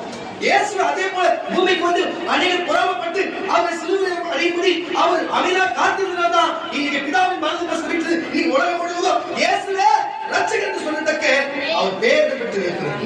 நீங்களே புரிஞ்சு கொள்ளுங்க. இன்றைக்கு நீயும் அப்படிப்பட்ட பொறாமையில அவதிப்பட்டு வேதப்பட்ட சொன்னா கர்த்தர் எல்லாருக்கும் முன்பு உறவுக்கு நட்புக்கு நேசிக்க முன்பாக கர்த்தர் உயர்த்தி அது போல இன்னைக்கு சாப்பாடு கஷ்டப்படலாம், இன்னைக்கு நீ வாக்குறதுக்கு கஷ்டப்படலாம், ஒருவேளை நிரந்தர வீடு இல்லாம கஷ்டப்படலாம் என் மகளே. ஆனால் ஒன்று நான் சொல்லுகிறேன், இந்த பொறாமை எண்ணங்கள் உங்களுக்கு இல்லாம உங்கள் மேல் பலர் பொறாமைப்பட்டிருந்தாலும் சரி, உங்களுக்கும் ஒரு பொறாமை எண்ணம் இருக்கக்கூடாது. உங்கள் மேல் எத்தனை பேர் பொறாமைப்பட்டாலும் கர்த்தர் அவங்களுக்கு முன்பாக உங்களை கர்த்தர் உங்கள் தலையை எண்ணெயால் அபிஷேகம் பண்ணி தேவனாக இருக்கிறார். அதை மட்டும் புரிஞ்சு கொள்ளுங்க கர்த்தருடைய பிள்ளைங்களே. இது ஊழியக்காரியா இருக்கட்டும், அடியின் குடும்பமா இருக்கட்டும், சபை விசுவாசியா ஏன் இந்த வார்த்தை நம்புற வெளியே கேட்கிற யாரா இருக்கட்டும், நம்பி உண்மை கீழ்படிஞ்சா உங்களுக்கு எல்லாருக்கும் இந்த வார்த்தை தான். டிவில பார்க்கிற, பேஸ்புக், யூடியூப்ல பார்க்கிற உங்களுக்கும் சேர்த்து தான் சொல்லுகிறேன். ஆசீர்வாத வார்த்தை உங்களுக்கு தான் கரகத்தை சொல்லுங்க. இப்படிப்பட்ட காரியம் இருக்கிறது. நீதிபதிகள் புஸ்தகம் 24 அதிகாரம் 1ஆம் வசனம். நீதிபதிகள் புஸ்தகம் 24 1ஐ கூட வாசிக்க கேட்கலாம். கொள்ளாத பாருங்க, நல்லா புரிஞ்சு கொள்ளுங்க கர்த்தருடைய பிள்ளையே. ஒருத்தன் பொச்சிப்போடு, பொறாமையோடு, எரிச்சலோடு, உன் மேல கோபத்தோடு இருக்கிறான்னு வச்சுக்க, அவன் பொறாமை அவன் மேல நீ எரிச்சல் அடையாத, அவன் நீ பொறாமை கொள்ளாத. வாசி கேட்டுக்குங்க. கொள்ளாத மனுஷனா திருடன், கொலைகார, குடிக்கிறவன், வெஞ்சாடிக்கிறவன், இயற்கைக்கு மாறா பாருங்க, மனுஷனுக்கு விரோதமா, உயிர்களுக்கு விரோதமா செய்யறவன் எல்லாரும் அந்த மாதிரி வந்து சொன்னா அதுக்கு முன்னாடி கொள்ளாத மனுஷன் சொன்னா இப்படி நான் சொன்ன பாருங்க, இதெல்லாம் சேர்ந்தாலும் கொள்ளாத மனுஷன். இவாசிப்பா கொள்ளாத மனுஷர் உங்களை பார்த்து கண்ணை தட்டி சொல்லுவாங்க, அவன் பச்சை குத்திக்கிறான், அவன் ஒல்லியா இருக்கிறான், அவன் பச்சை குத்திட்டு இருக்கிறான், அவன் நாட்டை நீட்டி நீட்டி பேசுவான், கையை ஆட்டி ஆட்டி பேசுவான், அவன் வந்து பைக் வச்சிருப்பான், அவன் கருப்பா இருப்பான், அவன் வெள்ளையா இருப்பான். இதெல்லாம் போனது வச்சுக்கோ, சாக்கடையில் தான் இருப்ப. இப்படி இருக்கணும். அவனை மாதிரி நீ இரு, இவனை மாதிரி நீ இரு, அவனை மாதிரி இருந்தா இதெல்லாம் என்ன இருக்கு தெரியுமா? இதுதான் பொறாமை. அவன் கெஞ்சா அடிக்கிறனா வச்சுட்டு போடணும். கெஞ்சா 4 பேர் அவன் ஃபர்ஸ்ட் 4 பேர் அவன் அடிப்பான், 4 பேர் சேர்ந்து ஒரு நாள் அவன் அடிப்பான். இது நடக்கலாம் பாருங்க. கெஞ்சாஸ்து என்ன செய்து தெரியாது. 4 பேர் இவன் போய் 4 பேர் அடிப்பான். நல்லா திருப்பி அடிக்காரனா பார்த்து 4 பேர் திருப்பி அடிக்கிறவன் பார்த்து இவன் அடிப்பான். ஆனா முடிவுல என்ன நடக்கும் கடவுள் தான் வச்சோம். எதுக்கு இதை நான் சொல்லுன்னு சொன்னா, இவனுக்கு மாதிரி ஆளுநர் பார்த்து பொறாமை கொள்ளாதே. உன் வீட்டுல இருக்கிறவங்களையும் ஒரு நேசிக்கிறவங்களையும் பார்த்து இவனை மாதிரி இது, அவனை மாதிரி இது, மெஜா அடிக்கிற பிடிக்கும், சாரா குடிக்கிற பிடிக்கும், திருடனை பிடிக்கும், ரவியை பிடிக்கும், அவனை பிடிக்கும், இவனை பிடிக்கும், வீரமா பேசுவான், அப்படி பண்ணுவான், அவன் எல்லாமே செய்வான். ஒரு நாள் மொத்தமா ஒன்று செய்வான். அதை மட்டும் மனசுல வச்சுக்கோ. அல்லேலூயா. ஆனா வேதம் சொல்லி இப்படிப்பட்ட ஆட்கள் போல இருக்கணும்னு சகோதரிமார்களும் சரி, சகோதரமார்களும் சரி, பொறாமை கொள்ளாத. இன்ஸ்டால பார்த்து நாக்குல வந்து ஸ்டெட் குத்திச்சு, மூக்குல ஸ்டெட் குத்திச்சு, தொப்புல ஸ்டெட் குத்திச்சு, யாரெல்லாம் வாயில வந்து புரியுதா? அது மாதிரி இந்த மாதிரி அந்த குத்திச்சு, இங்க குத்திச்சு, பச்சை குத்திச்சு, அது பண்ணிச்சு, இது வச்சு முடிய வந்து அதிகமா சொல்லுவாங்க. நம்ம அதிகமா தேவமதியம் கூட அந்த வார்த்தை சொல்லுவாங்க. இந்த முடியலாம் என்ன அது எதுக்கு இதை சொல்றேன்னு சொன்னா முடி எப்படி பண்ணிக்கிது அது இந்த மாதிரி மத்தவங்க இஷ்டம் செய்யறதை பார்த்து நம்ம சபைக்குள்ளே இந்த காரியத்தை செய்யக்கூடாது. அதுதான் பொறாமை அடைகிறது. அவர் செய்யறதோ அவர் செஞ்சுட்டு போட்டோம், அவங்க பண்ணது போட்டோம், அது அவங்க மனசுக்கு முடிச்சுதான் அவங்க நல்லது, அவங்க செய்யட்டும். நம்ம சபைக்கு இது அவசியமா? தேவனுடைய பிள்ளைகளுக்கு இது அவசியமா? கிறிஸ்தவ என்று சொல்லுகிறவர்களுக்கு இது அவசியமா? தேவன் கொடுத்த ஒரு சரீரத்தை மாற்றுவது அவசியமா? தேவன் உனக்கு கொடுத்த தேவன் நமக்கு மேல நல்லது நினைத்த உலகத்துல அவன் நம்ம நல்லா நினைப்பாங்க. உலகத்துல எல்லாம் போச்சு ஒராம நம்ம நல்லா இருக்கும். தேவன் நம்ம இப்படி ஒரு உருவுக்குறானா இதுதான் நம்ம உள்ளுக்கு வெளித்தோற்றம் இருக்குன்னா நம்ம உள் தோற்றத்துக்கு ஏற்ற வெளித்தோற்றம் கொடுத்துருப்பாரு. உள்ள ஆரோக்கியமா இருக்கணும், வெளித்தோற்றத்துக்கு தான் ஆரோக்கியமா இருக்கணும். ஆனா வெளித்தோற்றத்துக்கு மாறினா உள்ள ஆரோக்கியமா இருக்கிற எல்லா பொருளும் வீணாய் போயிடும். உனக்கு 90 வயசா சாவு, 25 30 வயசு சத்துவ புரிஞ்சுக்கோ. மற்றவங்களை பார்த்து பொறாமை கொள்ளாது. மற்றவங்களை பார்த்து பொறாமை கூட பாருங்க, புளிய பார்த்து பூனை சூடு போட்டுருக்குது செய்யாதீங்க. அது பேர் தான் என்னது? வைத்தச்சல். அது பேர் என்னது? அவங்க செய்ய முடியாத காரணம் அவங்க நம்ம பாருங்க, அவங்க செய்யும் நம்மளால செய்ய முடியாத காரணம் செஞ்சாங்கன்னா அதை பார்த்து வந்து வைத்தச்சல். அது பேர் என்னது? பொறாமை. ஆம்பளையும் சரி பொம்பளையும் சரி இருக்கிறது மாத்தாதீங்க. அவங்க மாறவங்களே இருக்கு, அவங்க பிடிச்சிக்கலாம்னு சொல்லிட்டு பேசாதீங்க. அவங்க பிடிச்சவங்களை மாற சொல்லாதீங்க. நீங்க இருக்கிறது போல இருங்க. வேற என்ன சொல்றது அப்படி செய்யுங்க. பசங்க வாசிமா புரியும். மனுஷர் மேல் அவங்க பார்த்து நம்ம நடக்கணும்னு சொன்ன பொறாமை கொள்ளாதே, அவங்களோடு இருக்கவும் இருக்காதே. அவங்க இருதயம் கொடுமையை கெட்ட காரியத்தை தான் யோசிக்கும். இது எல்லாம் வந்து பாயிண்ட் படுது. எப்படின்னா இப்போ நான் வந்து வாசிச்சேன், இது வந்து பாயிண்ட். இதெல்லாம் வந்து பாயிண்ட். நான் சொல்ல வேண்டிய பாயிண்ட் அப்படியே வாசமா சொல்றேன். வேற ஒன்று இப்படி வாசிச்சேன். அவங்களோட இப்படிப்பட்ட உதடுகள் அவனை வெட்டி குத்து அவனை நிக்கா பேச அவனை முறைச்சு பாக்குறான், என்ன நிக்கிறான் அப்படி நிக்கிறான் எப்படி நிக்கிறான்னு சொல்லி பேசுவான். நம்ம வீடு ஞானத்தினாலே கட்டப்பட்டு விவேகத்தினால் நிலைநிறுத்தப்படும். அறிவினாலே அறிவையோ இனிமையான சகலவித பொருட்களும் நிறைந்திருக்கு. நீங்க என்ன பண்ண 19 வைக்கிற வசனத்துல வந்து நீங்க எடுத்து வச்சீங்க. 19 மட்டும் நீங்க வாசிமா. அப்ப நீ வாசிச்சா உங்களுக்கு புரிய நேரம் தரனால சீக்கிரம். கொள்ளாதவனை குறித்து எரிச்சலாகாதே. துன்மார்க்கர் மேல்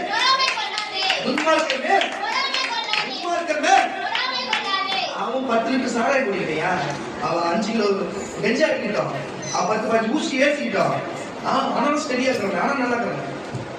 அவன் ஒரு நாள் சாவதையா போறான். அவன் ஒரு நாள் பாரு பூமியே சாவா. பாவம் செய்கிற ஆத்மா சாவா, அவன் ஆத்மாவே சாவா. ஆனா பூமியிலே நீ சந்தோஷமா வாழ்வ. பாவம் பண்ணி இப்ப பரலோகராஜ் நித்திய ஜீவனை கொடுத்தனால நீ இன்மையும் மறுமையும் வாழ்வ. 1000 வருஷம் அரசாட்சியில வாழ்வ. புதிய பூமியில வாழ்வ. அவன் அப்படி இல்லையா? இங்கே வாழ்ந்து இங்கே போயிடுவாங்க. அவனுக்கு அவங்க பொறாம கொள்ளாது. அவங்க உண்மையில பொறாம கொள்ளிட்டாங்க. உன்னை பார்த்து ஐயோ இந்த பொண்ணு எவ்வளவு பரிசுத்தமா போகுது, பரிசுத்தமா பார்க்குது, பரிசுத்தமா பேசுது, பரிசுத்தமா நடந்துக்குது, ஆரோக்கியம் பண்ணுது, பிரசங்கம் பண்ணுது, தலை வார முடி கரெக்டா வாருது, அது போடுற ட்ரெஸ் கரெக்டா போகுது, போடுற செருப்பு கரெக்டா போடுது, அது யாருக்கும் பேச மாட்டுது, அது உண்டு அது வேற வந்து கரெக்டா இருக்கு சொல்லி மத்தவங்க உன்னை பார்த்து பொறாமை கொள்ளணும். புரியுதா இல்லையா? ஒரு மகன் இருக்கிறான்னு சொன்னா அவன் எந்த கெட்ட பழக்கம் பண்ணாத வந்து ஒழுங்கா சர்ச்சுக்கு வந்து ஒழுங்கா போய் நான் குடும்ப தாய் தகப்பனை பார்த்து மழை பிள்ளைகளை பார்த்து கரெக்டா நான் வந்து அவங்க ஊழிய வந்து தேவனுக்கு போனேன்னு சொன்னா அவனை பார்த்து மற்றவங்க பொறாம பண்ணுவார். தவிர நம்ம போய் இந்த கெஞ்சாடிக்கிறவனையும் குடிக்கிறவனையும் இந்த பச்சை குத்திக்கிற மூக்கு குத்திக்கிற இடுப்பை குத்திக்கிற இவங்களை பார்த்து நம்ம பொறாம பண்ணக்கூடாது. புரியுதா இல்லையா? இவெல்லாம் சாவ போறவங்க, இவெல்லாம் சாவா, இவனுக்காக நமக்கு வேணாம். நீங்களா நித்திய ஜீவன் பெற்றுக்கொண்டு நீங்க சாகா வாழ்வை பெற்று நீங்க வாழ்ந்து கொண்டே இருக்க. உங்களுக்கு நித்திய ஜீவன் தெரியுமா? உங்களுக்கு சாவே கிடையாது. அப்படி சிரஞ்சீவிய போல வாழ தேவன் நமக்கு வச்சிருந்தா நம்ம அழிந்து போகிற ஆத்மாக்களை போல இருக்கிறமே. ஒரே ஒரு காரியம், பொறாமைனால. சதுசேர பரிசுகளும் பொறாமைனால இயேசுவை சொன்னாங்க. இங்க ஒருத்தர பிதாக்கள் பாருங்க தன் சகோதரரை கொண்டதான் நினைத்து கொண்டு கொண்டாங்க. அதை வச்சுங்க அப்படி. ஆனா இன்னைக்கு நிலைமைக்கு என்னன்னா பொறாமைனால நம்மளே கொண்டு வந்துடுறோம். புரியுதா இல்ல? அப்ப பொறாமை மத்தவங்க கொண்டு பொறாமையில நம்மளே கொண்டு வந்துடுறோம். வேற புதிய பண்ணதான் சொல்லுது நம்மளே பொறாமையில நம்மளே கொண்டு வந்துடுறோம். இப்ப நீதிமொழிகள் புத்தகத்தில் சொன்னபடியே தயவு செய்து சொல்லி எச்சரிக்கையா இருந்து கத்தப்பட்டு தயவு செய்து எச்சரிக்கையா இருந்து கவனத்தோடு இருங்க. தேவன் அதை விரும்புகிறார். கவனத்தோடு வாசிக்கிற சங்கீதங்களின் புஸ்தகம் 37 சங்கீதங்களின் புஸ்தகம் 37ஆம் சங்கீதம் 1ஆம் வசனம். பொல்லாதவர்களை குறித்து தட்டி ஒரு பெரிய கட்டளை. பொல்லாதவர்களை குறித்து எரிச்சல் அடையாதே. சொல்ற பொல்லாத ஆளுகளை குறித்து நீ எரிச்சல் அடையாதே. நியாயம் கேடு செய்கிறவர் மேல் பொறாமை கொள்ளாதே. அப்ப சபையில வந்து எரிச்சல் மூட்டுறோம், சபையில விளையாடுறவங்க தப்பா பேசும், சபைக்குள்ளே தப்பா பேசுறவங்களோ இல்ல வெளியிருந்து இல்லாத கதைகள் இருக்கிற கதை ஏதாவது ஒன்று பேசுறவங்க யாராயும் இருந்தாலும் சரி, ஆனா அது செய்யாத நீங்க அவங்களை பார்த்து எரிச்சல் கொள்ளாதீங்க, பொறாமை கொள்ளாதீங்க. அல்லேலூயா. நமக்கு அந்த வேலை வேணாம். மத்தவங்க போயிட்டு உங்க வீடு கெடுக்கிறதுக்கோ உங்க வாழ்க்கை கெடுக்கிறதுக்கோ வெளில இருந்து யார் என்ன செய்தாலும் சரி, அவங்க இப்படி வாழ்றாங்களே நாங்க மட்டும் டிகிரி சொல்லி அவங்க மேல பொறாமை கொண்டு எரிச்சல் அடையாதீங்க. நீங்க அமைதியா இருங்க. அவங்க முடிவு அவ்வளவுதான், நம்ம ஆரம்பம் இதுதான். அவங்க முடிவு அவ்வளவுதான், நம்ம இதுவே ஆரம்பம். கர்த்தர் முடிவு நமக்கு தெரியும், வாழ்நாள் நமக்கு தெரியும், அவங்க முடிவு நமக்கு தெரியும். நம்ம ஆரம்பம் தான் அவங்க பார்த்துப்பாங்க, நம்ம முடிவு அவங்களுக்கு தெரியாது. நம்ம முடிவெல்லாம் தேவனுடைய கருத்தில் இருக்கிறது. அவங்களுடைய முடிவு பிசாசு கருத்தில் இருக்கிறது. பிசாசு என்ன செய்வான்னு தெரியாதா? விட்டத்தில் வாசிமா அப்படி தொடர்ந்து அவள் புள்ளை போல் சீக்கிரமாய் அறுப்பு கொண்டு, அதான் சொன்னேன் புரிஞ்சா, புள்ளை போல் சீக்கிரம் அறுப்பு கொண்டு பசும் பூண்டை போல் அவர்கள் ஒரு நாள் வாடி போவார்கள். கர்த்தரை நம்பி நீ தான் சொல்லுகிறேன், பொறாமை இல்லாதவன் கர்த்தரை நம்பி கேட்கொண்டிருக்கிறே. நீ நம்பி நீ நன்மை செய்யும் பொறாமை பண்ணா கூட, உனக்கு பின்னால பேசினாலோ சபைக்கு வரத செஞ்சாங்களோ, உனக்கு சபைக்கு வர காரணம் என்ன ஊழியக்கார குடும்பத்தை விட்டு பிரிக்க என்ன சொன்னாலும் சரி, ஊழியக்காரரை விட்டு பிரிக்க தேவனை பிரிக்க என்ன சொன்னாலும் சரி, அவங்களுக்கு நீ நன்மை செய், தேசத்திலே குடியிருந்து சத்தியத்தை இந்த வேத வசனத்தை நீ மேய்ந்துக்கோ, கர்த்தருக்கு எப்பொழுது மனமகிழ்ச்சியாயிரு, அவர் உன் இருதயத்தை எல்லாத்தையும் அருளச் செய்வார். நான் அப்படியே 9 வாசிக்க பாரு. உன்னுடைய வழி, இதுவும் பாயிண்டா போட்டுங்க. உன் வழியே கர்த்தருக்கு. அதான் சொல்ல, நீ நடக்கையில பேசுறதுல பழக்கவழக்கத்துல நான் ஒன்னே ஒன்று சொல்றேன், ரொம்ப ஆழமான சிம்பிளா சொல்றேன். தயவு செய்து கேட்டுக்கொள்ற சகோதரியை, தயவு செய்து மனசு மாறிக்கணுமா, கரெக்டானுமா, ரொம்ப நிறைய ஆபத்து வெளிப்பட்டு இருக்குமா, நம்ம கால சமயம் ரொம்ப சகோதரா தயவு செய்து புரிஞ்சுங்கயா, கொஞ்சம் தயவு செய்து புரிஞ்சு. நம்ம சபையை நீங்க எல்லாம் ஊழியக்காரனா உங்களுக்கு தேவனத்தை காட்டணும், எல்லா ஊழியக்காரங்க கொஞ்சம் மாறி பழக்கவழக்கங்களை மாத்திங்கப்பா, நல்லா இருப்பீங்க, கொஞ்சம் புரிஞ்சுக்கங்கப்பா, வேணாப்பா இந்த வாழ்க்கை. விட்டது வாசி, உன்னுடைய வழியை உன் வேலை எல்லாத்தையும் கர்த்தருக்கு ஒப்புவித்து இயேசுவின் மேல நம்பிக்கையாயிரு, அவரே உனக்கு நடக்க வேண்டிய எல்லா காரியத்தையும் அவரே உன் காரியத்தை பண்ணுவார். உன் நீதியை வெளிச்சத்தை போலவும் உன் நியாயத்தை பட்ட பறவை போலவும் ஒரு நாள் உயர்த்த பண்ணுவார். கர்த்தரை நோக்கி அமர்ந்து அவருக்கு காத்திரு. காரிய சிந்தையுள்ள மேல் தீவினைகளை செய்கிற மனுஷன் மேல், தீவினைகளை செய்கிற மனுஷன் மேல் கூட எரிச்சல் ஆகாதே. கோபத்தை நெகிழ்ந்து உக்கிரத்தை விட்டுவிடு. கொள்ளாமை செய்ய ஏதுவான எரிச்சல் உனக்கு வேண்டாம். எத்தனை வசனமா? 8:1 வாசிக்கிறோம். கொள்ளாதவர்கள் கண்டிப்பா கொண்டு போவார்கள். அவருக்காக எல்லா பிரச்சனையும் சபையில எத்தனை வந்தாலும் சரி, சபை விட்டு விலகல், சபையை தேடி ஊழியக்காரனை தேடி தேவனை தேடி எத்தனை பிரிவுக்கான காரியம் வந்தாலும் சரி, தேவனை தேடி அவருக்கு காத்திருந்து வசி வரலாற்று சிறந்து கொள்வார்கள். அதான் என் பேர்ல எத்தனை பேர் எனக்கு என்ன காரியம் சொன்ன எரிச்சல் அடையாமல் இருக்கிறாங்க. எனக்கு தெரியும் நான் செய்யலன்னு சொல்லி நான் அமைதியா இருக்கிறேன்னா ஏன் போதும். அவங்களுடைய எண்ணங்கள் அவ்வளவுதான். அவங்க மேல நம்ம பொறாமை கொள்ளக்கூடாது, அவங்க மேல நம்ம பொச்சல் படக்கூடாது, அவங்க கோபம் கொள்ளக்கூடாது. ஏன்னா இந்த மாசம் வருஷத்தோட கூடி வந்து போச்சு. ஆசீர்வாதத்தை இந்த வருஷமே கொடுக்க ஆசீர்வாதத்தை கொடுத்துடணும். அல்லேலூயா. அதோடைய கடைசி விளிம்புல தேவனை பார்த்து நான் சோதிச்சிடணும். நீ எல்லாம் ஒரு தெய்வமா, நீ இப்படி எல்லாம் பண்ணிட்டேன்னு நம்ம கேட்டிருந்தோம். ஆனா நான் கேட்க மாட்டேன். எல்லாரும் எத்தனை வந்தாலும் நான் தாங்க ரெடி ஆயிட்டேன். நான் தாங்க ரெடி ஆயிட்டேன்னு தெரிஞ்சவங்க விசாரிச்சு சொல்லி மாட்டேன். எனக்கு தெரியும் என்னென்ன வெளியே சபையில வச்சு பார்த்தா, என் குடும்பத்தை மனையை வச்சு பார்த்தா, வெளியில ஊழியக்காரங்களை வச்சு பார்த்தா, என்னென்னமோ வச்சு பார்த்தா, சொந்தக்காரங்களை போய் எதுல காரியங்களும் சொந்தக்காரங்களை வச்சு பேசுறாங்க. என்னென்ன காரியம் இருக்கீங்க? நானும் எவ்வளவு மனுஷன் தாங்கி எப்படிதான் ஓடுறது? நானும் கத்துக்க பலப்படுத்த என்னமோ இன்னைக்கு நான் வந்து இருக்கிற பிரச்சனைக்கு இந்த ஒரு 3 மாசம் 2 மாசம் முன்னாடியே நான் இல்லாம போயிருக்க வேண்டிய ஆளு. நானும் கத்து எல்லாத்தையும் காத்து எத்தனையோ பிரச்சனை என் மனைவிக்கு தெரியும். எல்லாம் உங்களுடைய ஜெபம், எல்லாம் அந்த சபையை அவங்க நேசிக்கிற பிள்ளைகளோட ஜெபம், தேவனுடைய கிருபை, அவங்க அனுகிரகம், இதுவே தாங்கி ஒதுக்க வைக்கிறோம். எல்லாரும் கத்த நன்றி நான் சொல்லுகிறேன். தேவனை உங்களை கொடாத நன்றி சொல்லுகிறேன். முழு ஆசத்தை கட்ட நிரப்ப வைக்க வல்லவராய் என்னை போல இப்படிப்பட்ட காரியங்கள் வந்திருந்தாலும் நீங்களும் கொஞ்சம் பொறுமையா இருந்து சபையை விட்டு விடாதீங்க. சிலர் அநேக சபை குழுக்கள் விட்டு விடுறது நீங்க விட்டு விடாதீங்க. வேற சொல்லுங்க, விட்டு விடாதீங்க. தேவனை விட்டு விடாதீங்க. ஊழியக்காரனை விட்டு விடாதீங்க. அவர் வார்த்தை வசனத்தை விட்டு விடாதீங்க. வசனத்தை மேய்ந்து கொள்ளுங்கள் என்று கத்த சொல்லுகிறார். ஒரு ஆள் வேணாம், யாரா எப்படின்னா போட்டோம், உன் வழியை நீ பாரு, உன் ஊழியம், உன் ஊழியக்காரர், உன் சபை, உன் தெய்வம், அந்த வழியும் பாரு. மற்றவனை விட்டுடு. அவன் ஏறி போனான்னா இறங்கி போனாங்க. உன் வாழ்க்கை என்ன அதை பாரு, அதை பாரு. கத்தருடைய பிள்ளைகள் அதுதான் தேவன் சொல்லுவது. முற்றிலும் அவ்வளவுதான். 1 பேதுரு புஸ்தகம் 2ஆம் அதிகாரம் 2ஆம் வசனம். 1 பேதுரு புஸ்தகம் 2ஆம் அதிகாரம் 2ஆம் வசனம் கூட சீக்கிரம் சொல்லுவாங்க. சகல துர்குணத்தையும் நல்ல கரலை தச்சு விளைய சொல்லுவாங்க. இது வரைக்குமா நடந்தவர்களும் அடியனுடைய சாட்சியிலும் உங்க வாழ்க்கை நடந்தவை பார்த்தோம். இப்போ தேவன் எப்படிதான் இருக்க சொல்றாரு. ஒரு பொறாமையோடு ஒரு மனுஷன் வாழ்ந்தாலும் நடக்கும். பொறாமையோடு நடந்தா என்ன நடக்கும்? ஒரு பொறாமை கொச்சிருப்போடு நடந்தா என்ன நடக்கும் என்று வழிகள் பார்த்தவர்கள் கொஞ்சம் தேவன் விட்டு கொடுத்துக்கலாம். புதிய ஏற்பாடு அப்படி கிடையாது. இப்போ வாழ்ற காலத்துல அப்படி இருக்கும். கொச்சிருப்பாடு அவங்க அடிதான், அவங்க பொறாமை தான் அடிதான். நான் சொல்ல வேற முதல் சொல்லி வாசிமா. சகல துர்குணத்தையும், கெட்ட எல்லாவித துர்குணத்தையும், சகலவித கடகத்தையும், சகலவித கலக்கத்தையும், பஞ்சங்களையும், பஞ்சங்களையும், பஞ்சங்களையும், பஞ்சங்களையும், பொறாமைகளையும், சகலவித புறம்பூறுதலையும், பாருங்க, புறம்பூறுதலும் செய்யாத தப்ப செஞ்சதை சொல்லாம செய்யாத சொல்லியது புறம்பூறுதலையும் ஒழித்துவிட்டு, உங்களுக்கு இந்த ஊழியம் செய்ய வந்தீங்கன்னா, இந்த சபைக்கு வந்தீங்கன்னா, அந்த குடும்பத்தோட சபையோடும் தயவு செய்து புறம் கூறுதலை நீங்க விட்டுவிட்டு நீங்கள் வளரும்படி, நீங்கள் ஊழியத்திலும் சரி இயேசுவுடைய கிருபையிலும் சரி நீங்க வளரும்படி புதிதாய் பிறந்த குழந்தையை போல திரு வசனமாகிய களங்கமில்லாத ஞான பாலின் மேல் நீங்கள் வாஞ்சியா இருக்குது. வேற வசந்த கேட்டு நடக்கியாமா? அது மேல வாஞ்சியா இருங்க. மனுஷரால் தள்ளப்பட்டதாயினும்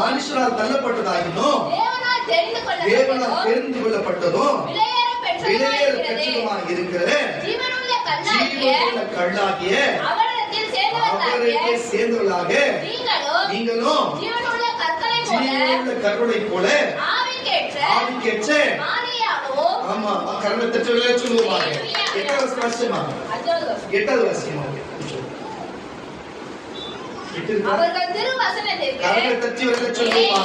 அவர்கள் திருவசனத்திற்கு படிந்தவர்களாகிய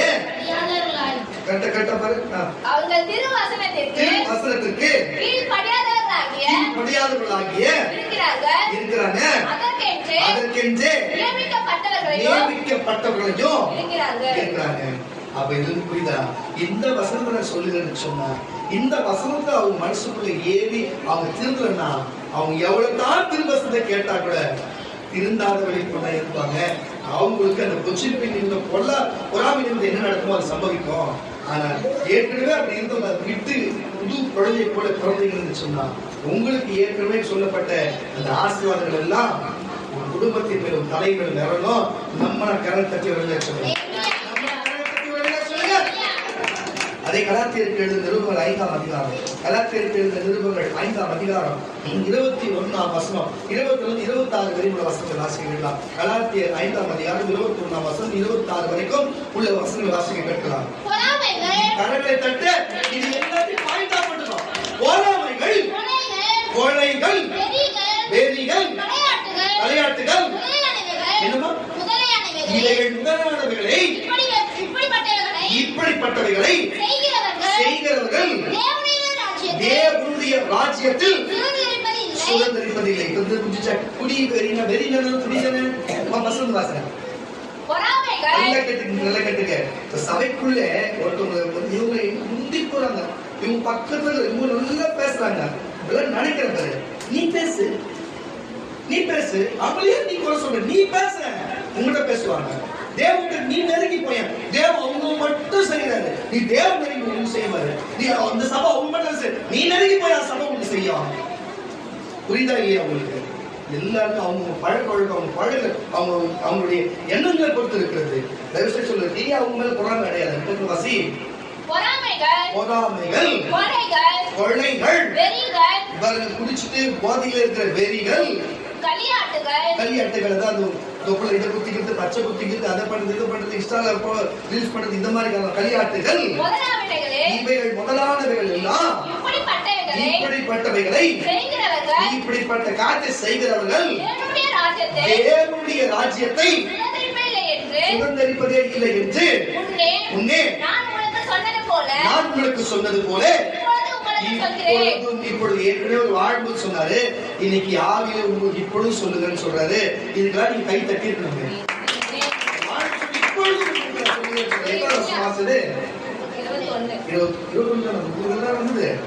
கேளுங்க கட்டுரை பிள்ளைகளே. அப்போ நீ அந்த காம கல்யாட்டு அதுக்கு நான் கொடுத்து வெறிகள் எல்லாம் சொன்னேன், நீங்களும் யாருமே இதெல்லாம் செய்ய மாட்டீங்க. கடைசியா ஆமா வழியில சொல்லுங்க, ஆமா நீங்க செய்ய மாட்டீங்க, எனக்கே தெரியும். கரெக்ட் கேள்வி சொல்லுங்க. ஒண்ணு மட்டும் செய்வீங்க, அந்த பொறாமை, அந்த ஒண்ணு பாருங்க. ஒரு பரிமளத்தை ஒரே ஒரு ஈ இருந்தாலும் பரிமளத்தை தைலம் கட்டிக்கணும். ஒரு மாவு கொஞ்சோண்டு புளித்த மாவுல பட்டா நல்ல மாவோட புளித்த மாவு கெட்டுணுமா? புரியுதா இல்லையா? அப்போ இவ்வளவு காரியம் 5 காரியம் நீ செய்யணும், ஒரு காரியம் பொறாமை பண்ற பத்தியா? அந்த காட்டை மட்டும் விட்டுடு. அது இருந்தாலும் மத்தவங்க போக முடியாது. இன்னையோடு விட்டு நான் சொல்ல, அன்னைக்கு சொன்ன இன்னைக்கு சொல்றேன். வாசி, ஆவின் கனியோ நல்லா புரிஞ்சுக்கோ. ஆவின் கனியோ அன்பு, சந்தோஷம், சமாதானம், நீடிய பொறுமை, தயவு, நற்குணம், விசுவாசம், சாந்தம், இச்சையடக்கம், இப்படிப்பட்டவர்களுக்கு இதுக்கு இந்த வார்த்தைக்கு விரோதமான ஒரு பிரமாணம் ஒண்ணுமே இல்லை. இப்ப இதே மாதிரி செய்யறியா? நீ அன்பா இருக்கிறியா? பொறுக்கித்தனம் பண்ணிருக்கிற பொறுக்கித்தனம், நீ இதெல்லாம் நீ ஒழுங்கா இருக்கிறியா?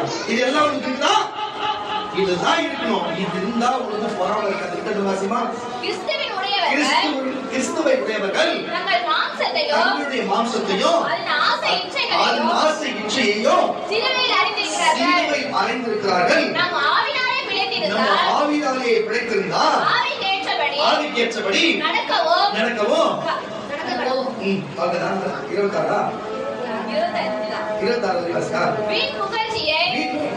நீ எப்படின்னா, நீ வாசிப்பு தெரியாது, நான் வாசிப்பு தெரிஞ்சிடும். நீ ஒரு சென்டென்ஸ் முடிச்சு விட்டுட்டா அப்படியே, அப்பதான் எப்படி நமக்கு நித்தி அதை டக்கு அதே மாதிரி நான் வாசிக்கணும், எனக்கு கஷ்டமா இருக்கு. வாசி நம் ஆவியினாலே நிலைத்திருந்தால் ஆவிக்கேற்றபடி நடக்க கடவோம். நீனுடைய வீணான புகழ்ச்சியை விரும்பாமலோ, ஒருவரை ஒருவர் கோபமூட்டாமலோ, ஒருவர் மேல் ஒருவர் ஒருவர்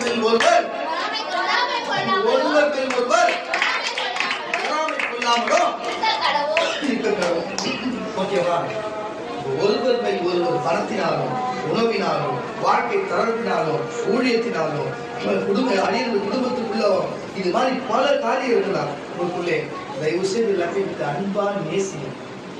ஊழியம் செய்யறதா பேரு, ஆனா அந்த அன்பே இல்லையோ, நாம எவ்வளவு செஞ்சாலும் உங்களை மன்னிக்கிறேன். உங்க மனசாட்சி விட்டு நீங்க எவ்வளவு பண்ணாலும் உங்களை சேர்த்துக்கணும். நீங்க என்ன பண்ணிட்டு பின்னாலும் ஒரு பேச உங்களை சேர்த்துக்கணும். ஏன்னா இந்த வசனத்தை பத்தி இந்த வசனத்தின் படி நாங்க நடக்கிறோம், நீங்களும் நடக்கணும். புரிஞ்சுக்கணும். கடன் கட்சியோட ரோமருக்கு எழுத நிருபம் 13 எடுத்துக்கோம். ரோமருக்கு எழுத நிருபம் 13 நீ வாசி. தேவபுரம் நீ எடுத்துக்கிறா. தீத்துவின் புஸ்தகம் 3ஆம் அதிகாரத்தை எடுத்துக்கணும். தீத்து 3ஆம் அதிகாரம் நீ எடுத்துக்கோ, நீ வாசிக்கணும். நல்ல கேட்டுங்க. களியாட்டு இன்ஸ்டா பாக்குற இது மாதிரி களியாட்டுகளும், குடியினாலும் போதையில வெறியும், வேசித்தனமோ, என்னமோ காம விகாரமோ கேட்டுங்க. நீ பேரும் நாக்குற வாக்குவாதமோ பொறாமையும் உள்ளவைகளாய் இந்த சபைக்கு வருகிற நீங்க நடவாமல் பகலிலே நல்ல கேட்டுங்க. பகல் தான் தேவன் தான் பகல், வெளிச்சம் தான் தேவன். புரியுதா இல்லையா? பகலிலே நடக்கிறவர்களை போல சீராய் ஒழுங்காய் நடக்க கடவும் இச்சைகளுக்கு இடம் கொடாமலா இடமாக உடனே பேராயிருந்து என்னமா கர்த்தராகிய அழகா உள்ள சென்டென்ஸா வச்சு இல்லைன்னா கீழே வாங்கிடுவோங்க. பொழுதாசியா கர்த்தராகிய இயேசு கிறிஸ்துவை நீங்கள் தரித்துக் கொள்ளவும் உங்க உடம்பு பேணி பார்த்து பாதுகாக்க வேண்டும். அந்த கெட்ட காரியத்தை உள்ளுக்குள்ள வச்சுடாத, உங்க உடம்பே கெட்டு போகையும் தேவனை பார்த்து அதபடி நடங்க. புரிதா இல்லையா? புரிதா இல்லையா? வாசி மணி வாசி தீத்துவின் புஸ்தகம்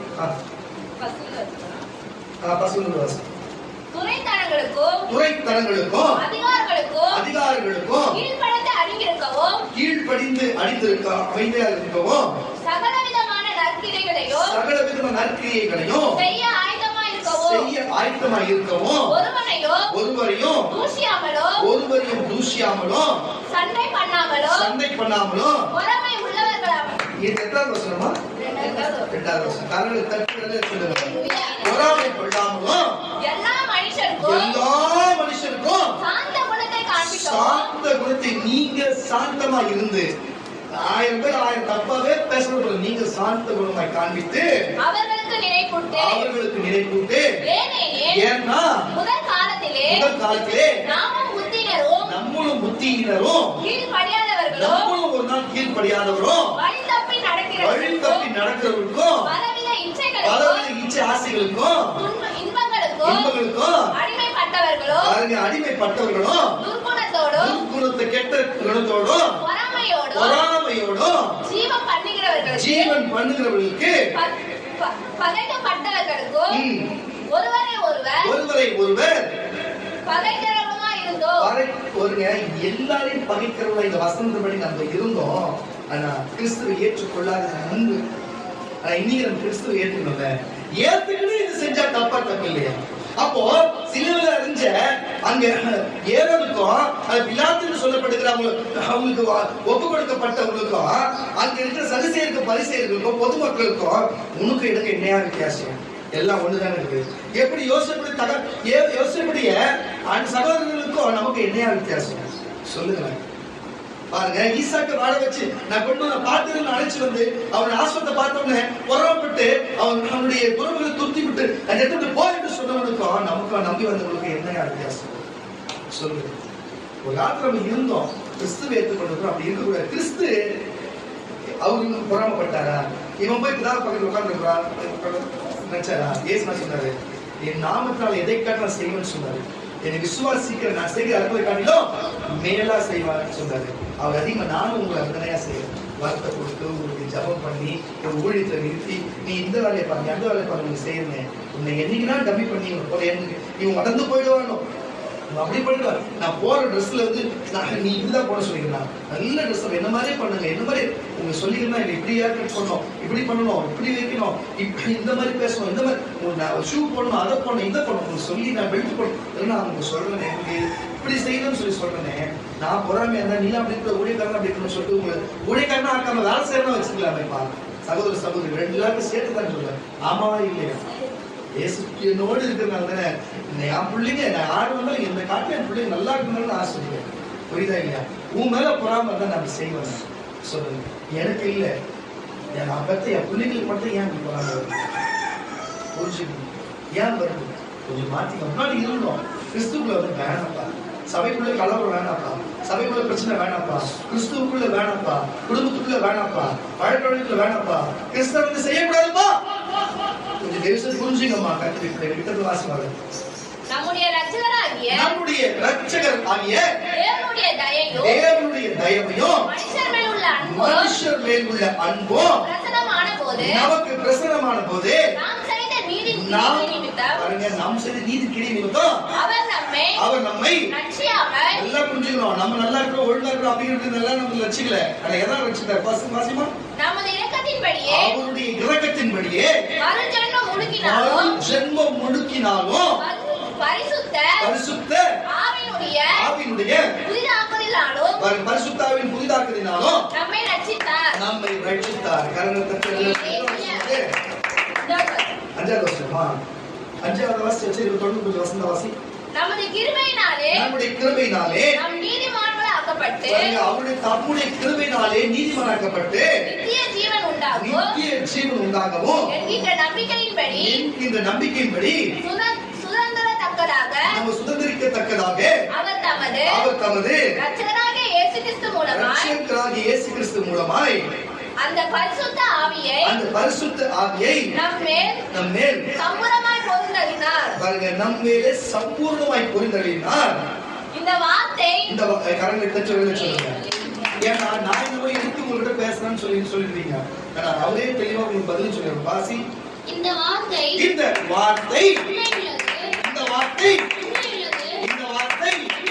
உண்மை உள்ளது. தேவனிடத்தில் விசுவாசமானவர்கள் நற்கிரியைகளை செய்ய ஜாக்கிரதையா இருக்கும்படி இவைகளை குறித்து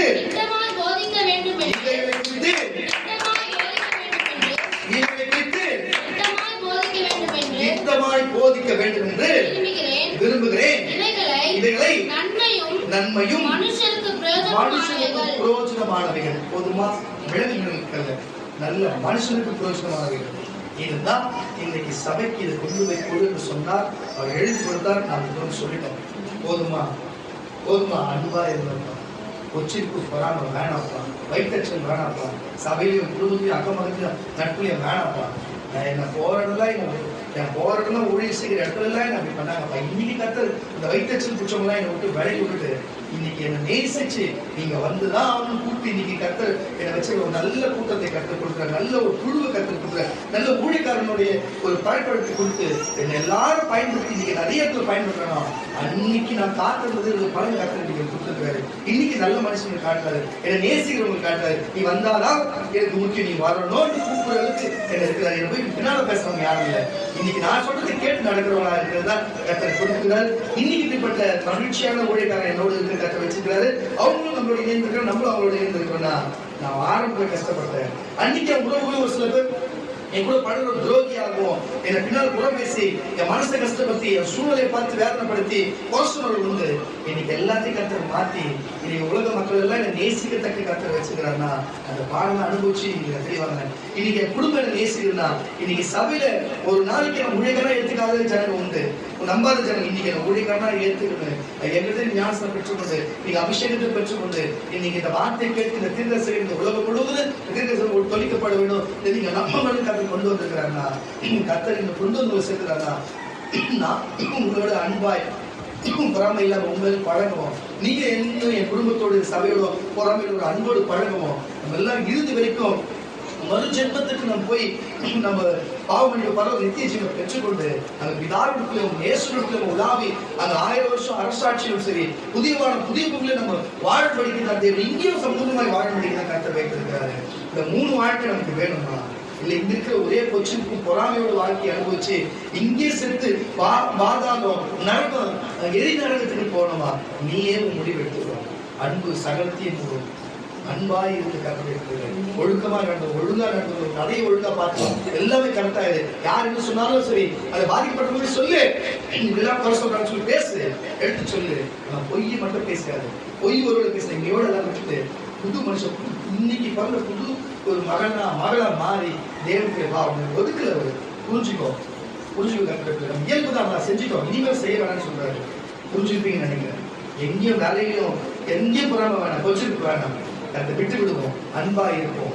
விசுவாசிக்கிறவங்க எழுந்திருக்க கரணை தட்டி விசுவாசிக்கிறவங்க எழுந்திருக்கோம்.